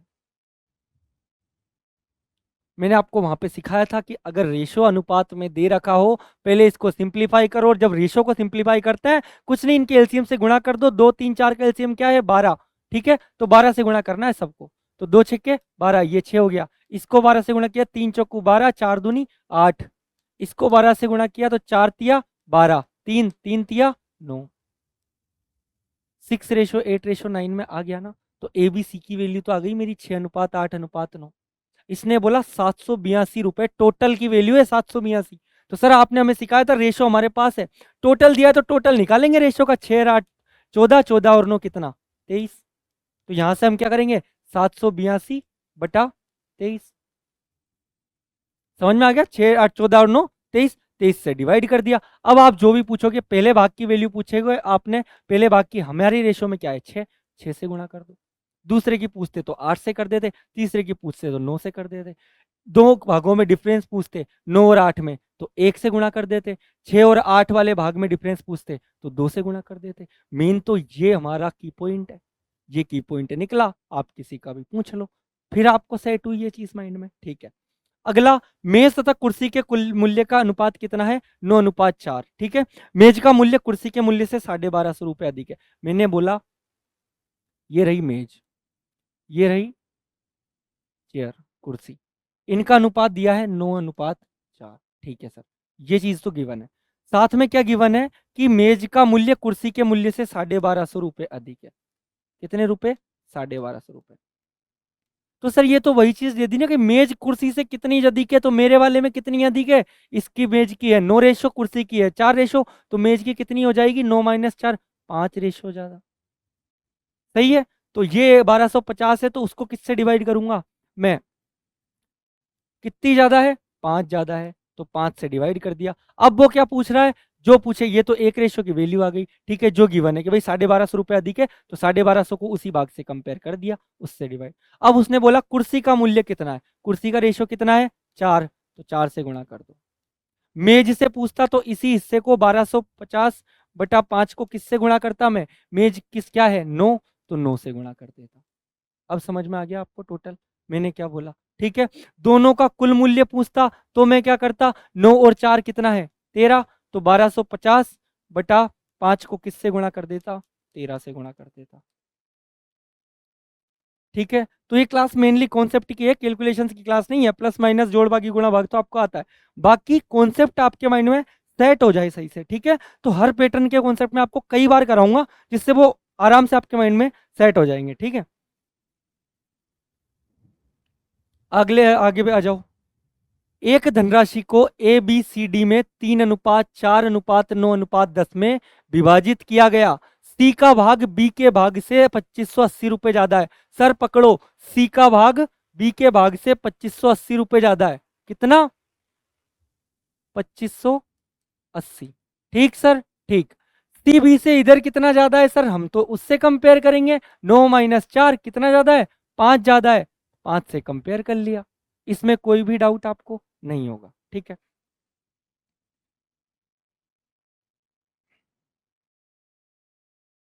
ठीक है। 2580/5 आराम से, कोई डाउट नहीं सर। अब आपसे क्या पूछा है सर उसने? ए एंड डी की कुल राशि। तो ए कितना है 3, डी कितना है 10, तो 3 और 10 कितना होगा 13। 13 में आ गया ना रेशो। मैंने बोला यहाँ पे रियल वैल्यू, यहाँ पे भी रेशो की वैल्यू, यहाँ पे भी रेशो की वैल्यू। अब रेशो में ए और डी कितना है 3 और 10 13, तो 13 से गुणा कर दो, हो गया आपका 16। अब देखो कोई दिक्कत आई सवाल में? कोई प्रॉब्लम नहीं है सर। ए और डी की कुल राशि, सर हमसे कुछ भी पूछ लेता ना, ए बी सी डी की कुल राशि पूछ लेता तो भी हम कर देते 3 और 4 7 और 9 16 और 10 26, 26 से गुणा कर देते। सर ए की राशि पूछ लेता तो हम क्या करते, ए की वैल्यू कितनी है 3, तो इससे किसको गुणा करते 3 को। बी की पूछते तो 4 को। तो कितने भी डायमेंशंस में पूछे, क्योंकि सर हम कॉन्सेप्ट सीख चुके हैं, सीधी बात है। ठीक है। एक धनराशि ए बी सी में 2:5:9 में बांटी गई। यदि ए का भाग 2500 रुपए हो तो कुल धनराशि कितनी है? अब देखो, ए का भाग दे दिया 2500, सर दिया क्या है ए का। अब यहां दोनों जगह रेशो वाली वैल्यू आएगी ना। रेशो में ए की वैल्यू कितनी है सर 2, तो 2500/2 ये आ गया हमारा एक रेशो की वैल्यू। ठीक है।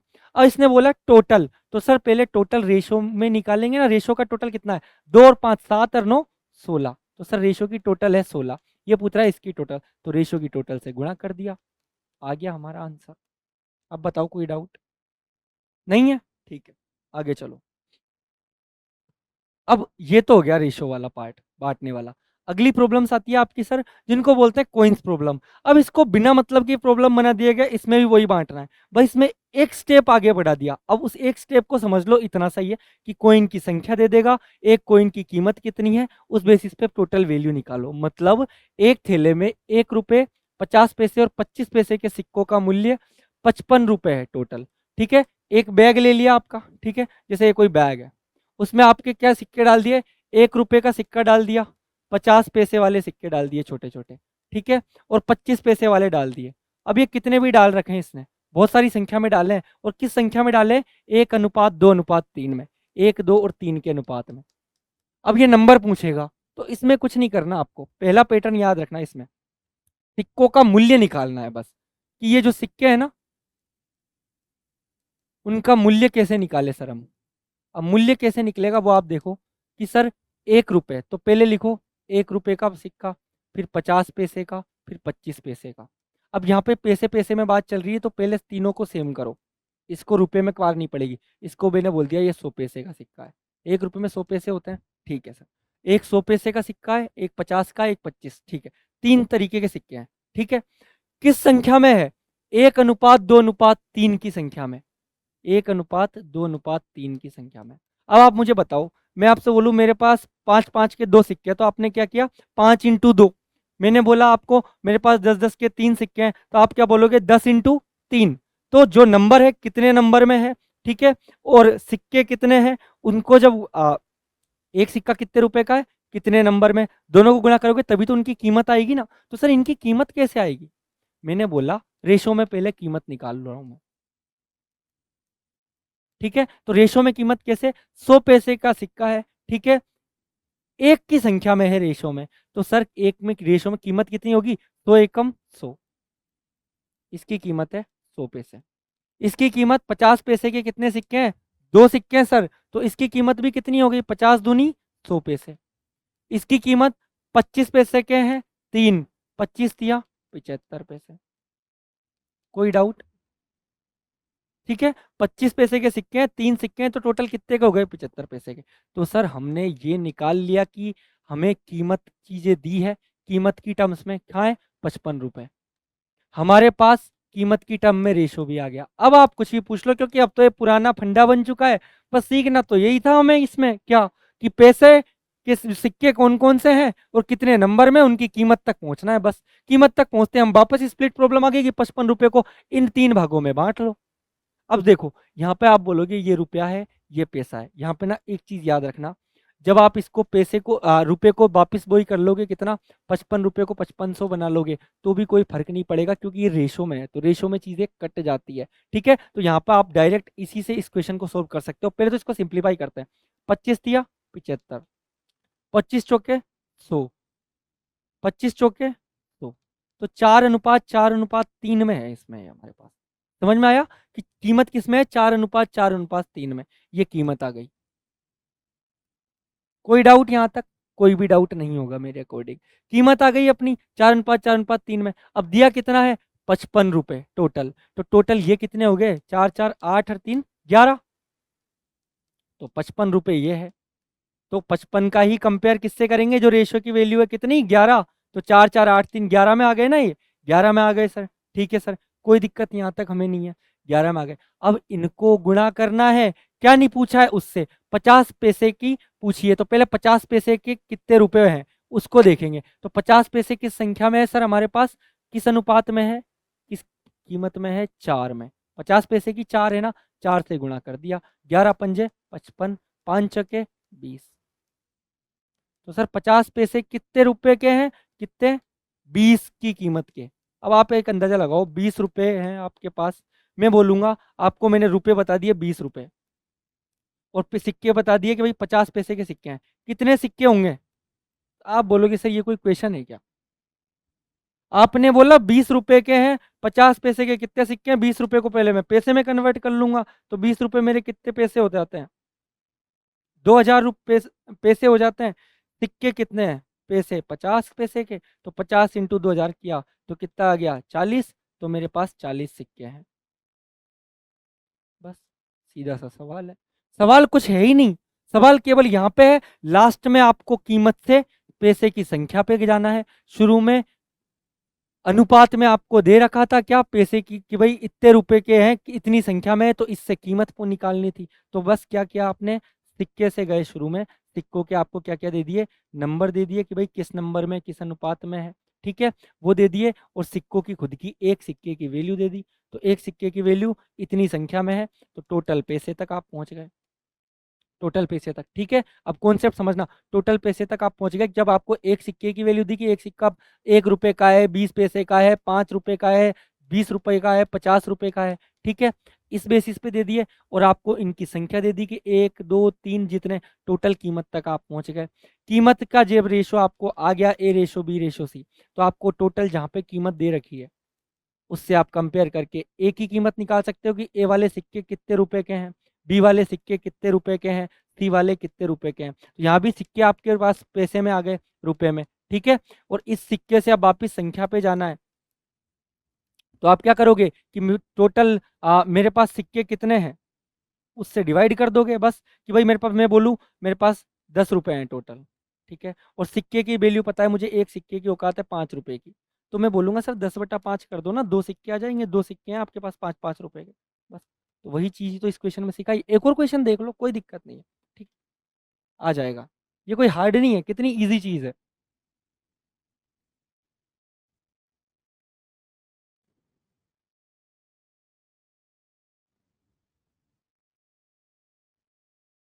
कॉन्सेप्ट तो यही है ना सर, कॉन्सेप्ट समझ में आ गया आपको?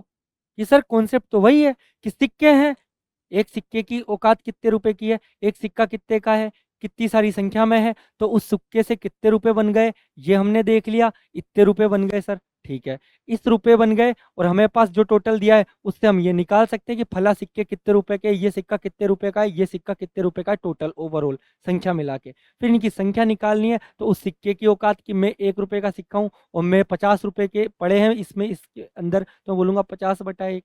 मैं 5 रुपए का हूँ तो 50/5। तो वही चीज है। अगला देख लो, वही बात है। एक थैली में 25 पैसे, 10 पैसे और 5 पैसे के सिक्के हैं, जिनका कुल योग है कितना? 30 रुपए। ठीक है सर, इसमें भी मुझे कोई दिक्कत नहीं है। यदि ये सिक्के 1:2:3 के अनुपात में हो तो 5 पैसे के सिक्कों की संख्या क्या है? आप हमें बता दो तो मैं आपको बता दूंगा। क्या? 25 पैसे के, 10 पैसे के और 5 पैसे के सिक्के हैं। तो मैंने बोला पहले 25 पैसा, 10 पैसा, इनकी कीमत निकालनी पड़ेगी ना, और ये 5 पैसा। ठीक है, किस अंक में है? 1:2:3। तो ये क्या कीमत रखेंगे? इनकी कीमत निकालो पहले रेशो में। 25 एकम 25, कोई दिक्कत नहीं सर। 10 दूनी 20 पैसे, कोई दिक्कत नहीं सर। 5 तिया 15 पैसे, कोई दिक्कत नहीं सर। इसको रेशो में और सिंप्लीफाई हो जाएगा। 50 25, 5 चौके 20, 5 तिया 15। तो ये आ गए मेरे पास सिर्फ किसमें? 5:4:3 में। अब मुझे कीमत एक निकालनी है, तो पहले मुझे किसकी निकालनी है? 5 पैसे की। अब रेशो तो आ गया ये मेरे पास, 5:4:3। इसने बोला 30 रुपए है कुल योग। तो रेशो का योग निकाल लो फिर। 5 और 4 9, 9 और 3 12। तो क्या हो जाएगा इसका? 30/12। ठीक है, अब 30 रुपए है, यहाँ पे सारी चीजें पैसे में चल रही है, तो पैसे को रुपए में कन्वर्ट कर लिया, रुपए को 300। तो ये कितनी बार गया? 25। पैसे में आज चला रहे हैं तो ठीक है, चलो पैसे में चला लेते हैं, 25 पैसे। तो सर ये 25 पैसे आ गई, तो 300/12 है ना अपन को जो निकालना है अपना कीमत। ठीक है, 300/12 ये तो अपन को गिवन है। अब 5 पैसे के सिक्कों की संख्या निकालनी है, तो पहले कीमत निकाल लो 5 पैसे के सिक्कों की। कितनी है? 3। तो इसको किससे गुणा कर देंगे हम? 3 से। यहां से क्या जाएगी? 5 पैसे के सिक्कों की कीमत के 12 का भाग 300 में कितने बार गया? 12 दूनी 24, 12 पंजा 60, 25 बार। ठीक है, 25 तिया 75। ठीक है, और ये कितने? 5 पैसे के। अब 75 पैसे आपके पास टोटल है। 1 पैसे की कीमत है 5 पैसे, कितने पैसे हो जाएंगे? 75/5 मतलब 15 पैसे हो जाएंगे। कोई डाउट आया आपको इसको करने में? कोई दिक्कत नहीं है सर, सिंपल है सर, एकदम स्टेप बाय स्टेप आपने सारा कॉन्सेप्ट हमें बता रखा है। सोल्व करना और कैलकुलेशन करना हमारे हाथ में है। ठीक है, ये चीज आपको क्लियर होगी। अब एक मिश्रण वाले सवाल आते हैं, नए पैटर्न पे आ जाओ। इसमें क्या है? 60 लीटर की एक टंकी है, दूध और पानी का अनुपात है 3:1। ठीक है, ये चीज है। 3:2 करने के लिए कितना पानी और मिलाना चाहिए? अब कितनी इजी चीज है, आप देखो। 60 लीटर की टंकी है। ये वाह सर, हमें बांटना तो वैसे ही पसंद है चीजों को, कि टोटल की वैल्यू कितनी है? 60। रेशो में टोटल कितना आएगा? 4। अब आप बोलो दूध कितना है, ये निकालू? तो 60/4 15 निकाल के रख लिया मैंने पहले। ठीक है सर, ये निकाल के रख लिया। अब दूध कितना है ये निकालना है, तो 15 को 3 से गुणा कर दिया, तो दूध आ गया 45 लीटर पहली टंकी में।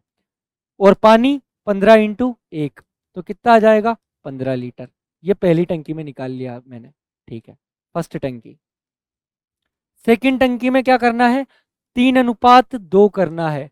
ठीक है, अब सेकंड टंकी में एक चीज समझो, दूध और पानी का अनुपात 3:1 है। 3:2 करने के लिए कितना पानी और मिलाना चाहिए? तो पहली टंकी में जितना दूध था, दूध तो सेम ही रहने वाला है।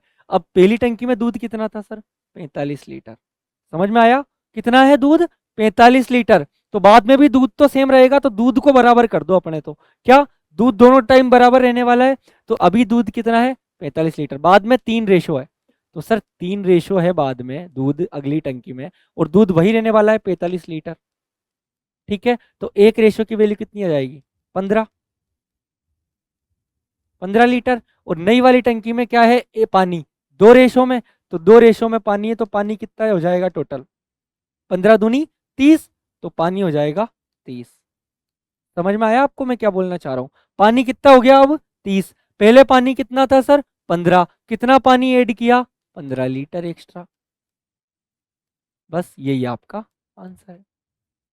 दोबारा समझा देता हूँ।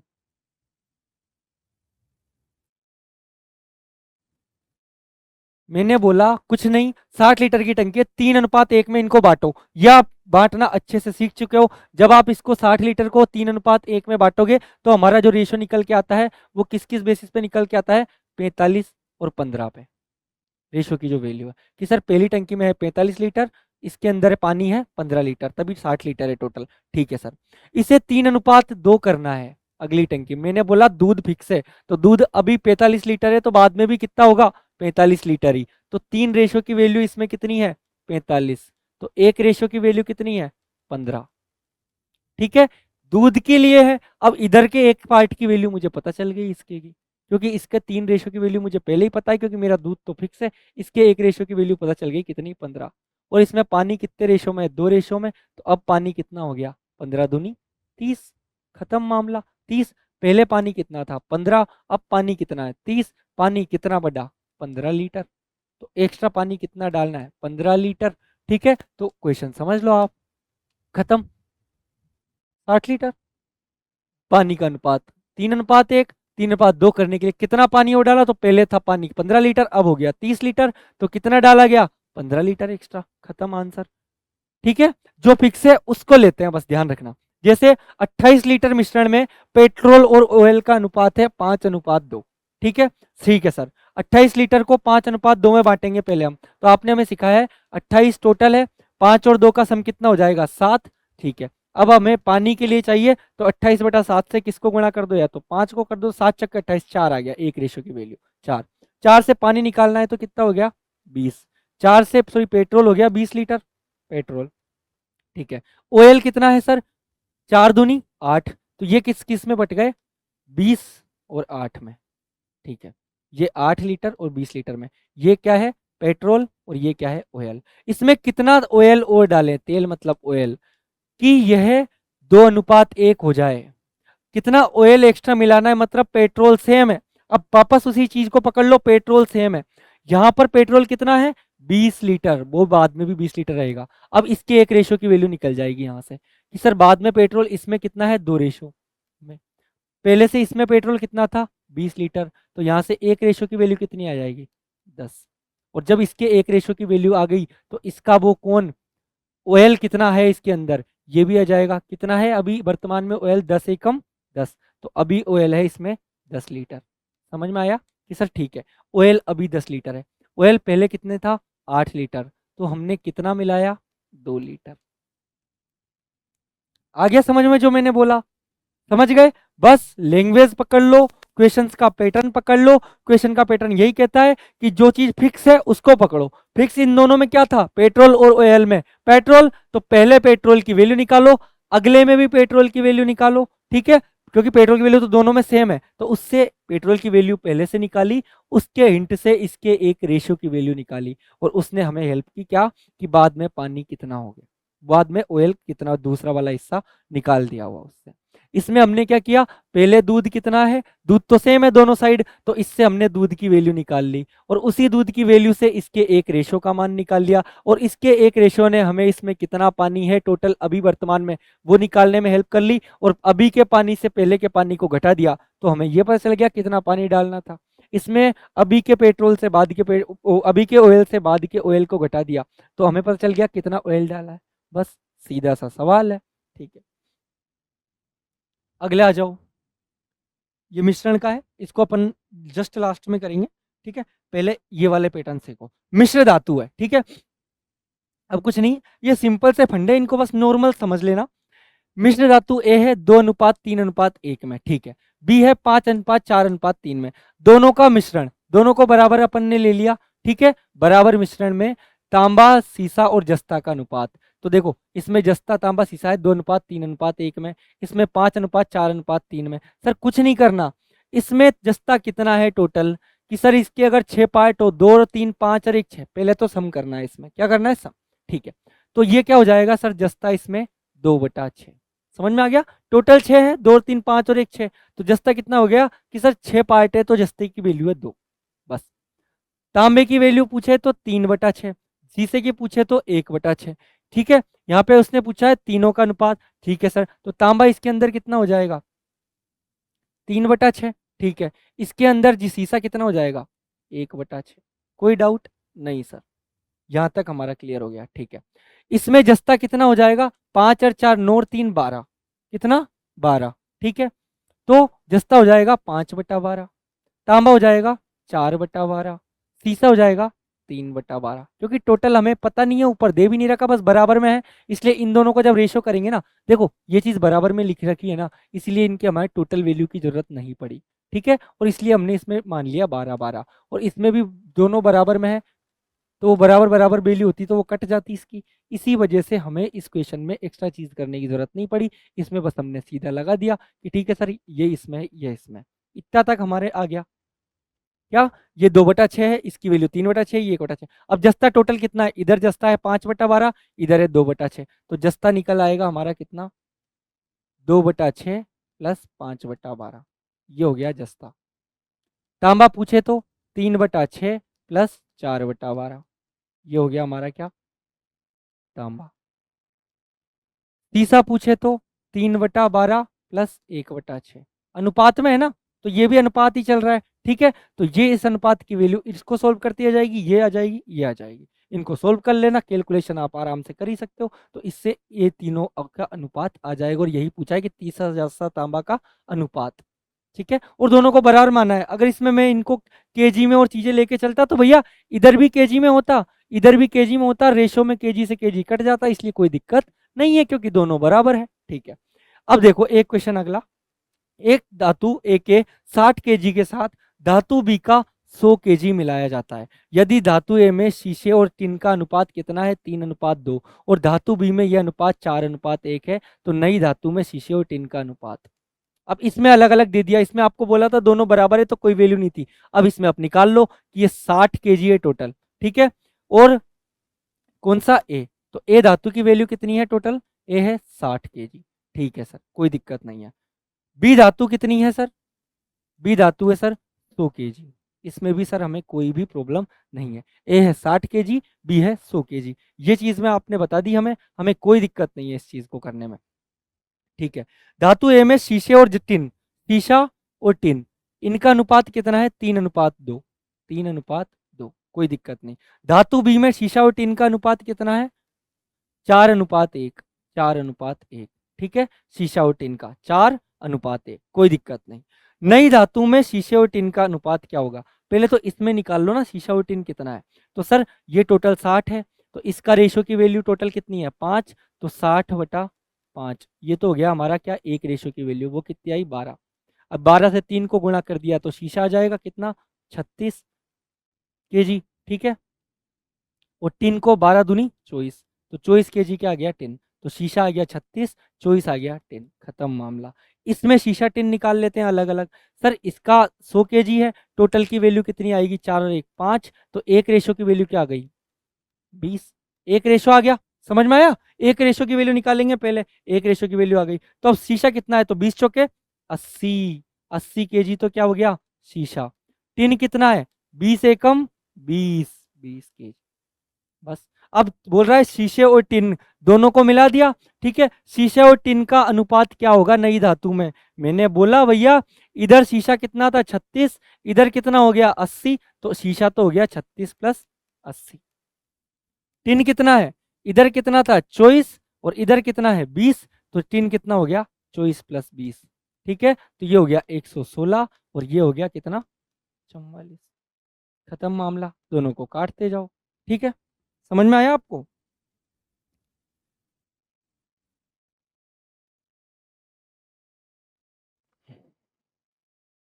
हाँ इसको काट लो आराम से, 2 58 बार तो ये कटेगा, 2 22 बार ये कटेगा, फिर दोबारा कटेगा ये 11 बार, और ये दोबारा 2 से कटेगा 29 बार, 29:11 में ये आया इनका आंसर। आ गया आपके समझ में, मैंने क्या बोला, कुछ नहीं, वापस वही डिस्ट्रीब्यूशन प्रॉब्लम चल रही है, मैं इसलिए उस समय डिस्ट्रीब्यूशन प्रॉब्लम आपको बार बार कराई थी, क्योंकि बस आपको आगे जाके चीज़ों को बस बांटना है। और इसमें क्या किया, इसमें क्यों सर, इसमें तो आपने पूरा नहीं निकाला, देखो फिर समझना, इस क्वेश्चन में हमें वैल्यू नहीं दे रखी थी कि ये कितने किलो है, इसमें भी नहीं दे रखी थी कितने किलो, बस अनुपात अनुपात रखा था, तो हमने अनुपात अनुपात को जोड़ा है, और कुछ नहीं किया इसमें, इसका हिस्सा लिया अनुपात में से, इसका हिस्सा लिया, दोनों को जोड़ लिया, तो अलग अलग में निकाल लिया, बस इतना सा काम किया। इसमें हमें वैल्यू दे रखी थी, तो हमने इसकी वैल्यू इस अनुपात में हम बांटना जानते हैं, तो 60 को 3:2 में बांटा हमने, वो वैल्यू निकाल ली। इसमें 100 केजी वाले में हमने 4:1 वाली वैल्यू निकाल ली। इधर से इसका शीशा आ गया, इसका टिन आ गया, इसका शीशा आ गया, इसका टिन आ गया, दोनों के शीशे को जोड़ लिया, दोनों के टिन को जोड़ लिया और दोनों को अनुपात में रख दिया, आंसर आ गया, खत्म मामला। अगला देखो, अब एक चीज और आती है, क्रॉस मेथड। ये क्या एक तरीके से ट्रिक है और कुछ नहीं है। क्रॉस मेथड में किस प्रकार के क्वेश्चन होंगे, तो पहले उनको देखो। जब एक रेशो दूसरे रेशो में बदलता है कुछ जोड़ने या घटाने से, तो हम क्रॉस मेथड का यूज करेंगे। ठीक है, कि भाई मैंने बोला एक रेशो है 2:1, इसमें अगर मैं दोनों के अंदर 3 3 जोड़ दूं, तो ये क्या बन जाएगा, 4:5। बस इस टाइप के जो क्वेश्चन है ना, उनके अंदर क्रॉस मेथड का यूज करेंगे। ठीक है, जब आय का अनुपात दिया हो, इनकम कितनी है, खर्च का अनुपात दिया हो तथा बचत दी गई हो कि सर आय कितनी है, खर्च कितना है, बचत कितनी है, इन तीनों का अनुपात, दोनों का अनुपात, इनका दो का तो अनुपात देगा और बचत की संख्या दे देगा। तो आपको कैसे करने हैं क्वेश्चंस, एज रिलेटेड, कि ए और बी की आयु अभी 2:3 थी, 10 वर्ष बाद 4:5 हो गई। ठीक है, तो इस प्रकार के जो क्वेश्चंस है ना, उन सबको क्रॉस मेथड के द्वारा किया जाएगा। अब ये तो आपको समझ में आ गया कि सर आयु वाले हो, इनकम और एक्सपेंडिचर वाले हो, या फिर एक रेशो में कुछ जोड़ने पर दूसरा रेशो निकलता हो, ऐसे क्वेश्चंस में क्रॉस मेथड का यूज करते हैं। ठीक है, अब क्रॉस मेथड करेंगे कैसे, उसको समझना है आपको, एक एक करके देख लो।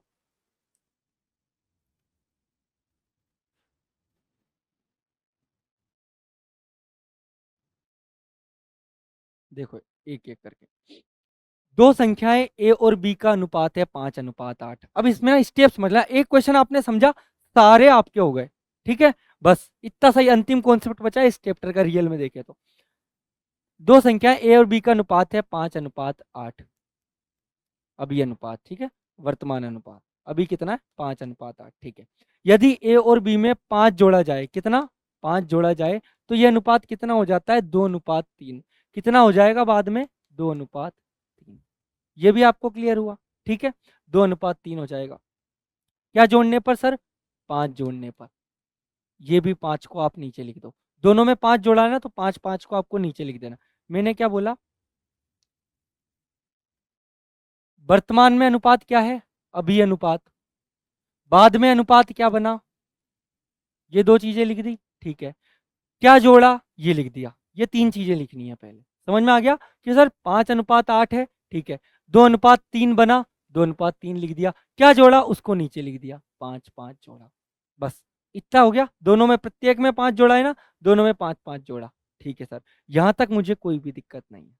ठीक है, अब ए और बी में अंतर निकालना है अपन को क्वेश्चन में। अपन कुछ नहीं, हर क्वेश्चन में इनके में सेम मेथड फॉलो करेंगे। पहले ये लिख दो वर्तमान वैल्यू, बाद में जो बनी वो लिखो, और जो अंक जोड़ा गया उसको नीचे नीचे लिख दो। ठीक है, अब कुछ नहीं करना आपको, अब तिर्यक गुणन करना है, मतलब क्रॉस।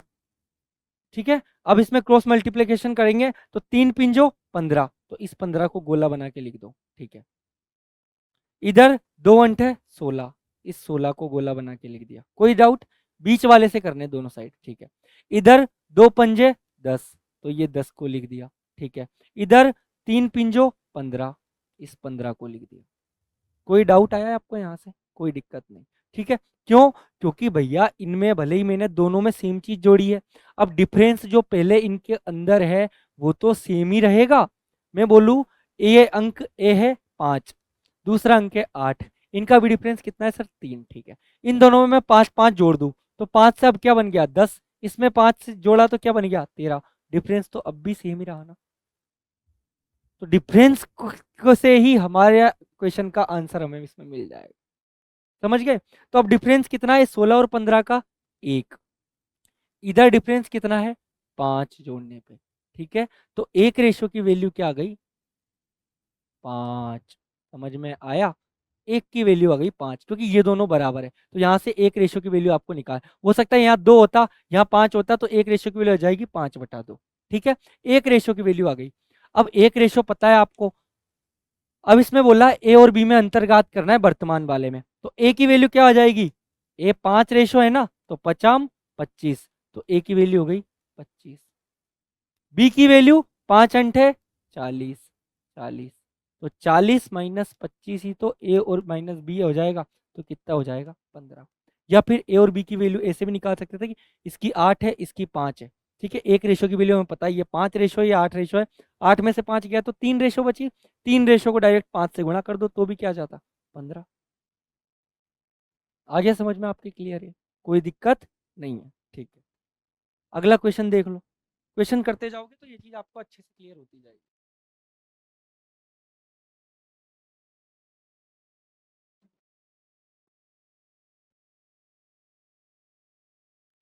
अगला क्वेश्चन देखते हैं सर हम। दो संख्याएं हैं सर, किस अनुपात में है सर, 7:5। क्या बोला मैंने, लिखो 7:5। प्रत्येक में से 40 घटाया, ठीक है।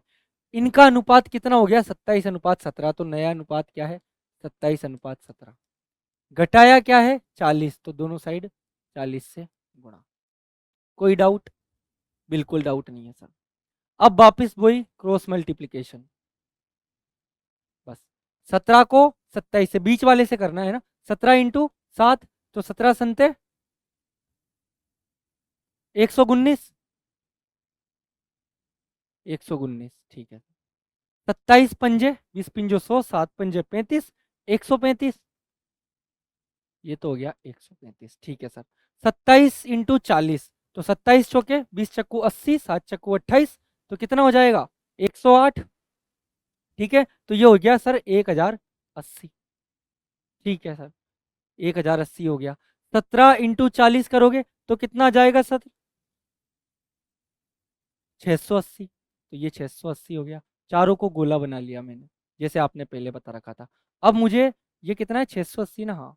इनका डिफरेंस कितना आया, 680 और 1080 का 400। इनका डिफरेंस कितना आया 16, 135 माइनस 119, तो सर 16 रेशियो की वैल्यू कितनी है 400। तो एक रेशियो की वैल्यू कितनी आ जाएगी 400/16, ठीक है। कितनी बार काटेगा ये, 16 दूनी 32, 8 जीरो 16 पिंजो 80, 25 बार काटा। अब यहां से क्या आ गया मेरे पास, एक रेशो की वैल्यू आ गई। अब पूछा क्या ये देख लो, संख्याओं का योगफल, कि जिन संख्याओं का रेशो क्या था 7:5, ये दो संख्याएं थी ना जिनका अनुपात 7:5 था, इनका योगफल, तो रेशो का योग करो, 7 और 5 का योग कितना हुआ 12। एक रेशो की वैल्यू कितनी है 25, 25 से गुणा कर दो, 25 दाई 250, 25 दूनी 50, तो कितना हो जाएगा 300। तो संख्याओं का योग क्या हो गया 300, और यही आपका आंसर। समझ में आया, कुछ नहीं करना, बस क्रॉस मल्टीप्लिकेशन के इस मेथड पे लग जाओ, फिर लास्ट में देख लो क्या पूछा है और उसी को रेशो से कंपेयर कर लो।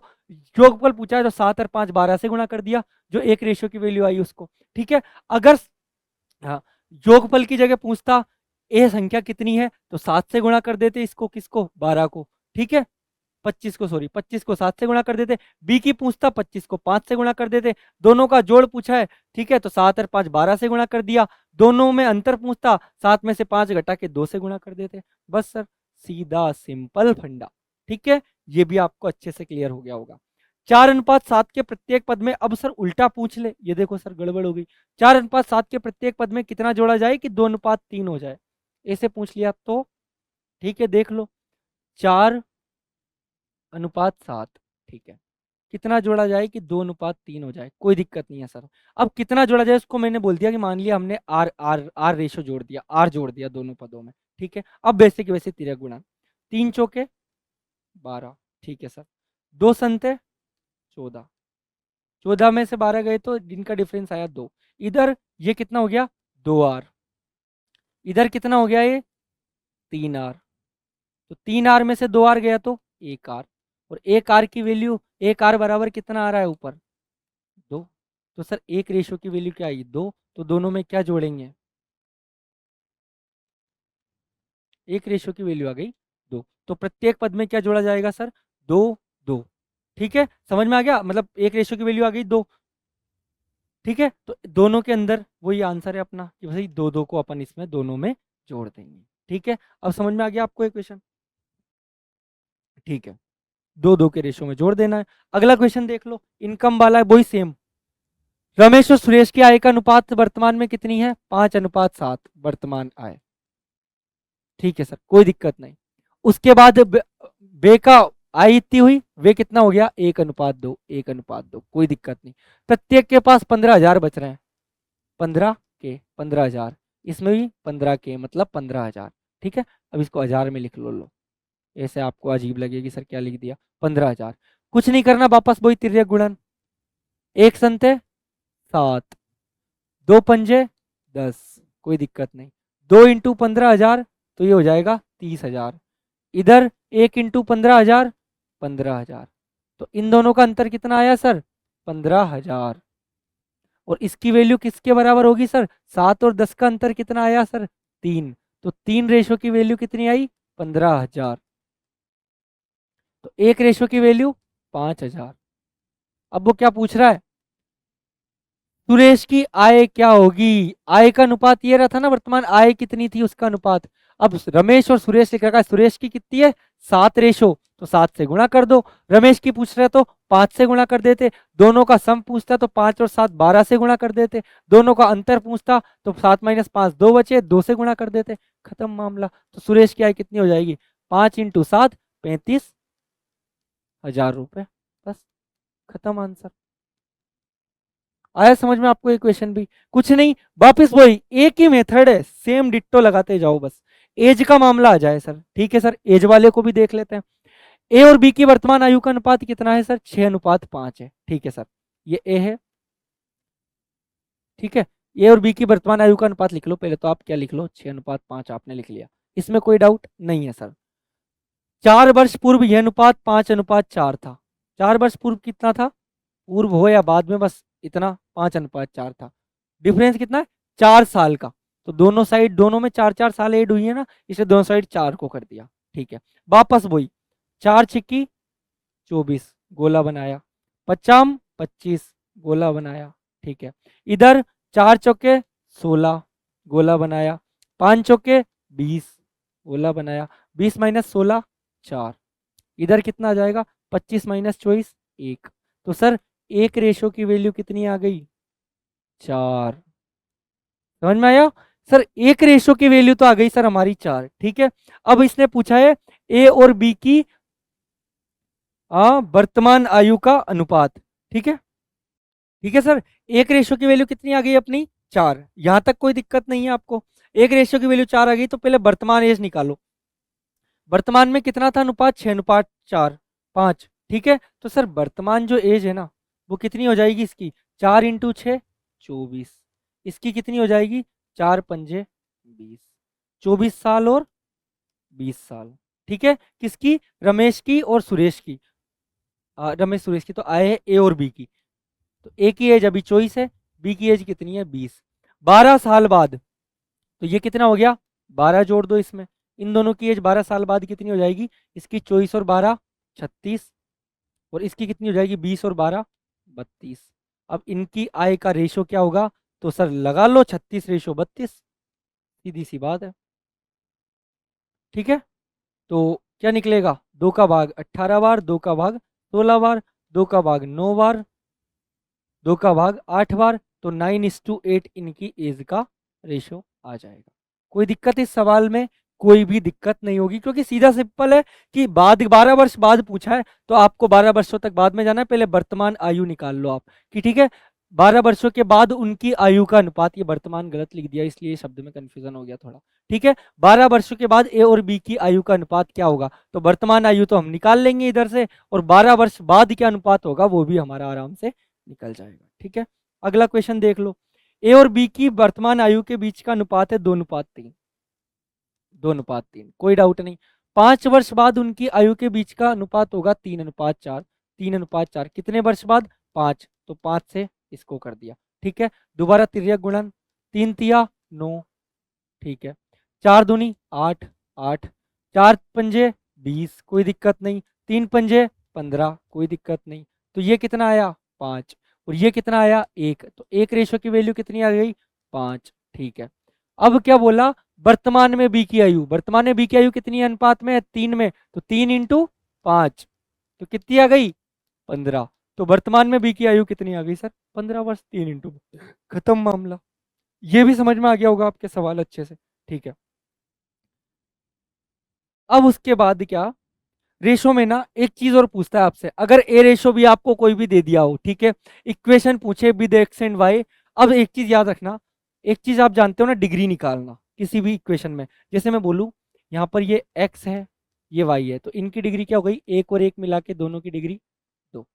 ठीक है, अगर मैं बोलूं एक्स बाई जेड, तीन वेरिएबल है, तीनों की डिग्री एक एक एक मिला के 3। समझ में आया? तो डिग्री का मतलब जैसे एक्स स्क्वायर है, तो स्क्वायर इसके आ गया, इसलिए इसका अकेले की डिग्री 2। तो जब डिग्री सेम हो ना पूरी इक्वेशन में, और तब आपको अनुपात दे रखा हो, तो उस अनुपात को रख देना जिसमें आपका आंसर निकल आएगा सीधा सीधा। जैसे इसमें ए अनुपात बी दे रखा है 3:7, कितना, 3:7। अब डिग्री देख लो कि सर 5 है, ए एक ही है इसमें, इसमें भी एक वेरिएबल है, इसमें भी एक है, इसमें भी एक है, कोई दिक्कत नहीं है। तो 5 ए की जगह, ए की जगह 3 रख लो, तो 5 × 3 प्लस 7 × 7। ठीक है, रेशो 7 ए, ए की जगह वापस 3 लिख लो, 7 × 3 प्लस 5 × 7। बस, 5 × 3 = 15 प्लस 49। ठीक है, इधर क्या हो जाएगा, 7 × 21 प्लस 35, 35 और 21 कितने होते हैं, 56, 49 और 15 कितने होते हैं, 64।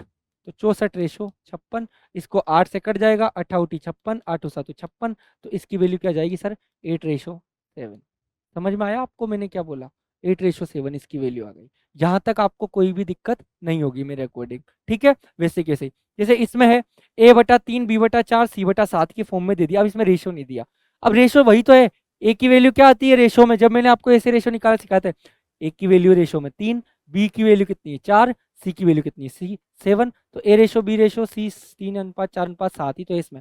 इसमें a + b + c/c पूछा है, तो ऐसे कैसे लिख दो, 3 + 4 + 7 अपॉन सी की वैल्यू कितनी 7, तो 3 4 7 7 14/7, तो वैल्यू क्या आएगी 2, तो इसका 2 आंसर।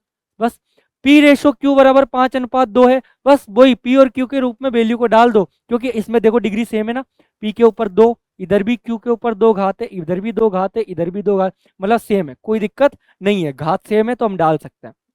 ठीक है, लेकिन यही ये क्वेश्चन ऐसा हो जाता ना कि p² minus q² plus p², तो मैं इसको नहीं कर सकता था, क्योंकि 2 घात इसकी आ गई, एक इसकी आ गई, इसकी तो घात हो गई 3, इसकी 2, तो इस क्वेश्चन में मैं ये चीज पुट नहीं कर सकता, बस मैं ये समझाना चाह रहा था। बाकी तो वैल्यू पुट करो, a/b बराबर 5:1 है, तो a की जगह 5 डाल दो, b की जगह 1 डाल दो, क्योंकि घात सेम है, आराम से निकले आएगा। इसमें भी घात सेम है, x की वैल्यू 2 डाल दो, y की वैल्यू 1 डाल दो, पूरा क्वेश्चन ऐसे कैसे, सीधा सट्टा सोल्व है, इसमें कोई दिमाग ही नहीं लगाना। ठीक है, एक चीज ये हो गई। एक आएगा आपके आके समानुपात, क्योंकि मैंने शुरू में चैप्टर का नाम जब आपको पढ़ाया था, मैंने बोला था रेशियो एंड प्रपोर्शन, और उस प्रपोर्शन को मैंने लास्ट में डाला, उसको समझ लो कुछ नहीं। मैंने बोला ए और बी है, इनका अनुपात दे रखा है मुझे कोई भी, कि भाई ए अनुपात बी दे रखा है, दूसरा अनुपात दे रखा है सी अनुपात डी। अगर मुझे किसी ने बोला ना ये समानुपात में है, तो समानुपात में 4 चिन्ह होते हैं, जैसे अनुपात में 1 हो। ठीक है, प्रपोर्शन में कितने होते हैं, 4 डॉट, 4 डॉट हो गए। इसका मतलब होता है कि सर ए रेशो बी है ना, तो इसको अपन लिखते थे a/b। ठीक है, वैसे के वैसे ही क्या हो जाएगा इसमें, c/d। समझ में आया? जैसे मैंने बोला था ना, पहले आपको सिखाया था a/b बराबर 3/4 है, ठीक है, इसकी वैल्यू, तो इसको मैं ए रेशो भी लिखता था, कितना, 3:4। समझ में आया? तो वही फॉर्म ही तो है, a/b बराबर ए रेशो बी की फॉर्म में लिखा जाता है, ऐसे ही c/d किस में लिखा जाता है, c रेशो डी में, तो वही। अब जैसे, अब इसमें प्रोपोर्शन में आपसे क्वेश्चन कैसे पूछता है कि 6 दे दिया, इधर जगह दे दी, एक चीज पूछ ली, इधर प्रपोर्शन 5:25। अब इनको कैसे निकालना है? अब इनका एक तो ये है कि भाई इसको x मानो, तो 6/x बराबर 25/5, सॉरी 5/25। ठीक है, ऐसे करके सोल्व करो। नहीं, इनका डायरेक्ट याद रखना, इसको x मान लिया, ठीक है, अंदर वाले और बाहर वाले का गुणा कर दो, तो अंदर वाले 5 × x 5x बराबर बाहर वाला 25 × 150, 150, तो x की वैल्यू क्या आ जाएगी, 150/5 बराबर 30। समझ में आया आपको ये क्वेश्चन? ये भी आपको हो गया होगा। दूसरा, 3 12, अब इधर ये नहीं दिया, इधर x मान लो और 36, तो 12 36 × 3 कर लो, सर 36 × 3 कितना होता है, 108 बराबर 12 × x 12x, तो x का भाग 12 का भाग 108 में कितना बन गया, 9, x की वैल्यू आ जाएगी 9। बस, अब एक चीज आती है मध्यानुपाती, एक मध्यानुपाती, तृतीयानुपाती, चतुर्थानुपाती, ये बहुत सीधे हैं, बस इनका एक कॉन्सेप्ट देखना, सीधा सा देखते जाओ क्या है। ये तो आपको समझ में आ गया होगा ना इसमें क्या किया मैंने। मैंने बोला बस कुछ नहीं करना, वो आपसे पूछेगा बीच वाले का समानुपात में वैल्यू, कभी पूछता ही नहीं है एग्जाम में, लेकिन एक बेसिक है, बस याद रखना कि इधर x मान लो, बाहर वालों को अलग गुणा किया, अंदर वालों को अलग गुणा किया, कॉन्सेप्ट तो वही चलता है, a/b बराबर c/d। ठीक है, कोई दिक्कत नहीं है इसमें। अगला देखो 6 और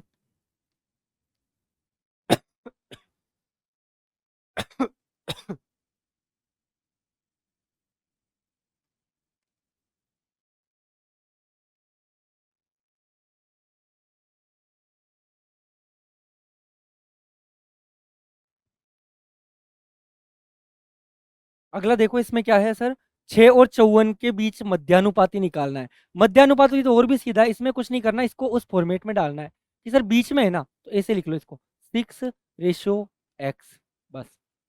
फिर इधर आ जाएगा x/54, इसे बोलते हैं मध्यानुपाती, जो दोनों के बीच का हो।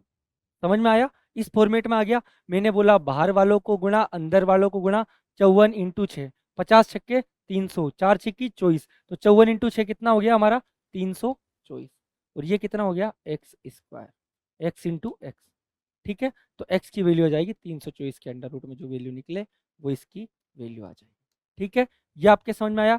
0.02 और 0.32 के बीच मध्यानुपाती, वापस वही कि भाई 0.02 रेशो x, समानुपात का चिन्ह, फिर x, फिर 0.32, इन दोनों को गुणा करो, इन दोनों को गुणा करो, तो x² बराबर क्या जाएगा 0.02 × 0.32। ठीक है, समझ में आया। अब x की वैल्यू निकालनी है तो इसका अंडर रूट ले लेना 0.064 का, तो क्या जाएगा 0.8, कुछ ऐसे आएगा, ये आंसर आएगा आपका इसका। ठीक है, बस खत्म। अब एक चीज देखो, तृतीय अनुपाती क्या होता है सर, ये भी वैसे ही 16, 24 और x। अब इसमें बीच का क्या बचा है चॉइस, तो ये से क्या आ जाएगा, इसको कैसे लिखेंगे बस इनको लिखना सीख लो, बाकी तो बाहर का गुणा, अंदर का गुणा और x लिखना है बस कुछ। 16 24 समानुपात चॉइस x। अब इसमें बाहर वाले गुणा, अंदर वाले गुणा, तो 24 × 24 बराबर 16x, तो यहाँ से x की वैल्यू आ जाएगी, कोई दिक्कत नहीं है। इनका चतुर्थानुपाती 0.2, 0.12, 0.3 इनका, तो सर लिख लो 0.2 दे दिया, ठीक है सर, 0.12 दे दिया, ठीक है सर, 0.3 दे दिया, और एक को x मान लो। इसको कैसे लिखोगे 0.2 रेशो 0.12, फिर समानुपात का चिन्ह, फिर 0.3, और फिर इधर रेशो x, तो 0.12 × 0.3 कर देना, 0.2 × x कर देना। ठीक है, तो क्या जाएगा 0.2 × 0.2 x की वैल्यू कितनी जाएगी 0.12 × 0.3, तो यहाँ से x की वैल्यू निकाल लेना, इसको ही नीचे डाल के खत्म मामला, बस। अब एक क्वेश्चन आया 21, 38, 55, 106 में से क्या घटाएं कि समानुपाती हो। मैंने बोला समानुपात की ना एक स्पेशलिटी थी कि अगर a/b अनुपात c अनुपात d था ना समानुपात, तो a/b बराबर c/d हुआ करता था। तो इसमें यही करना है कि 21/38 बराबर 55/106। अब इसमें क्या घटाया जाए कि ये इस सेम रेशो पे समानुपात निकल के आ जाए। अब आप लगा लो कॉमन सेंस क्या घटाना है। ठीक है, कि सर ये 21/38 और 55/106 की फॉर्म में चले जाए। ठीक है, तो आराम से अब से सोचो इसमें 4 को अगर मैं इसमें से घटाऊं, ऑप्शन को डायरेक्ट डाल के देख लेना, 21 में से 4 को घटाऊं तो 17, 38 में से 4 को घटाऊं -4 करूं तो ये कितना हो जाएगा 34, इधर 55 में से 4 को घटाऊं तो क्या जाएगा 51, और 106 में से 4 को घटाऊं तो क्या जाएगा 102। तो ऐसा कौन सा अंक है जो इस कंडीशन को फुलफिल कर रहा है, वो है हमारा 4, बस। ठीक है, अब इसको यूं भी कर सकता है 21 - x बराबर 38 - x, 55 - x, 106 - x, फिर गुणा करते जाओ, सीधा ऑप्शन डालो, सीधा आ जाएगा।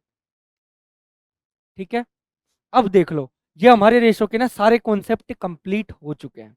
अब रेशो में एक बार मैं समराइज कर देता हूं, मैंने आपको शुरू में क्या सिखाया।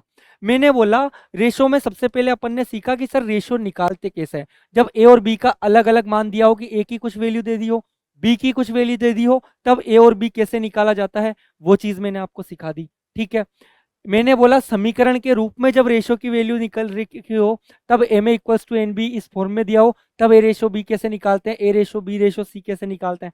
दो कॉन्सेप्ट बताए थे। तीसरा मैंने बोला दो डिफरेंट रेशो दे दिए कि ए रेशो बी की वैल्यू इतनी है, बी रेशो सी की वैल्यू इतनी है, तब कॉमन पूछ लिया ए रेशो बी रेशो सी कितना, ए ratio B ratio C ratio D कितना है।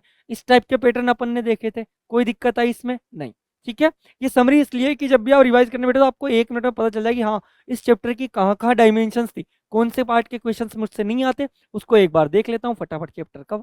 ठीक है, डिस्ट्रीब्यूशन प्रॉब्लम फिर अपन ने दे देखी थी 500 रुपए को 1 2 3 में कैसे बांटना है। इसको मैंने बहुत सटीकता से आपको सिखाया था। जैसे 500 है तो पहले तीनों का रेशो निकालो, 3 2 5 और 1 6, तो 500/6 कर दो, खत्म। इस बेसिस के ऐसे जैसे 1200 रुपए को कितने में बांटना है, तो ये मैंने आपको दिखा था। कोइन प्रॉब्लम में मैंने क्या बताया था, कोइन की संख्या, कि भाई कितने कोइन है, एक कोइन की कीमत क्या है, उससे मल्टीप्लाई किया तो उस कोइन की टोटल कीमत आ गई कि भाई हाँ ये कोइन इतने रुपए में है टोटल इसके अंदर।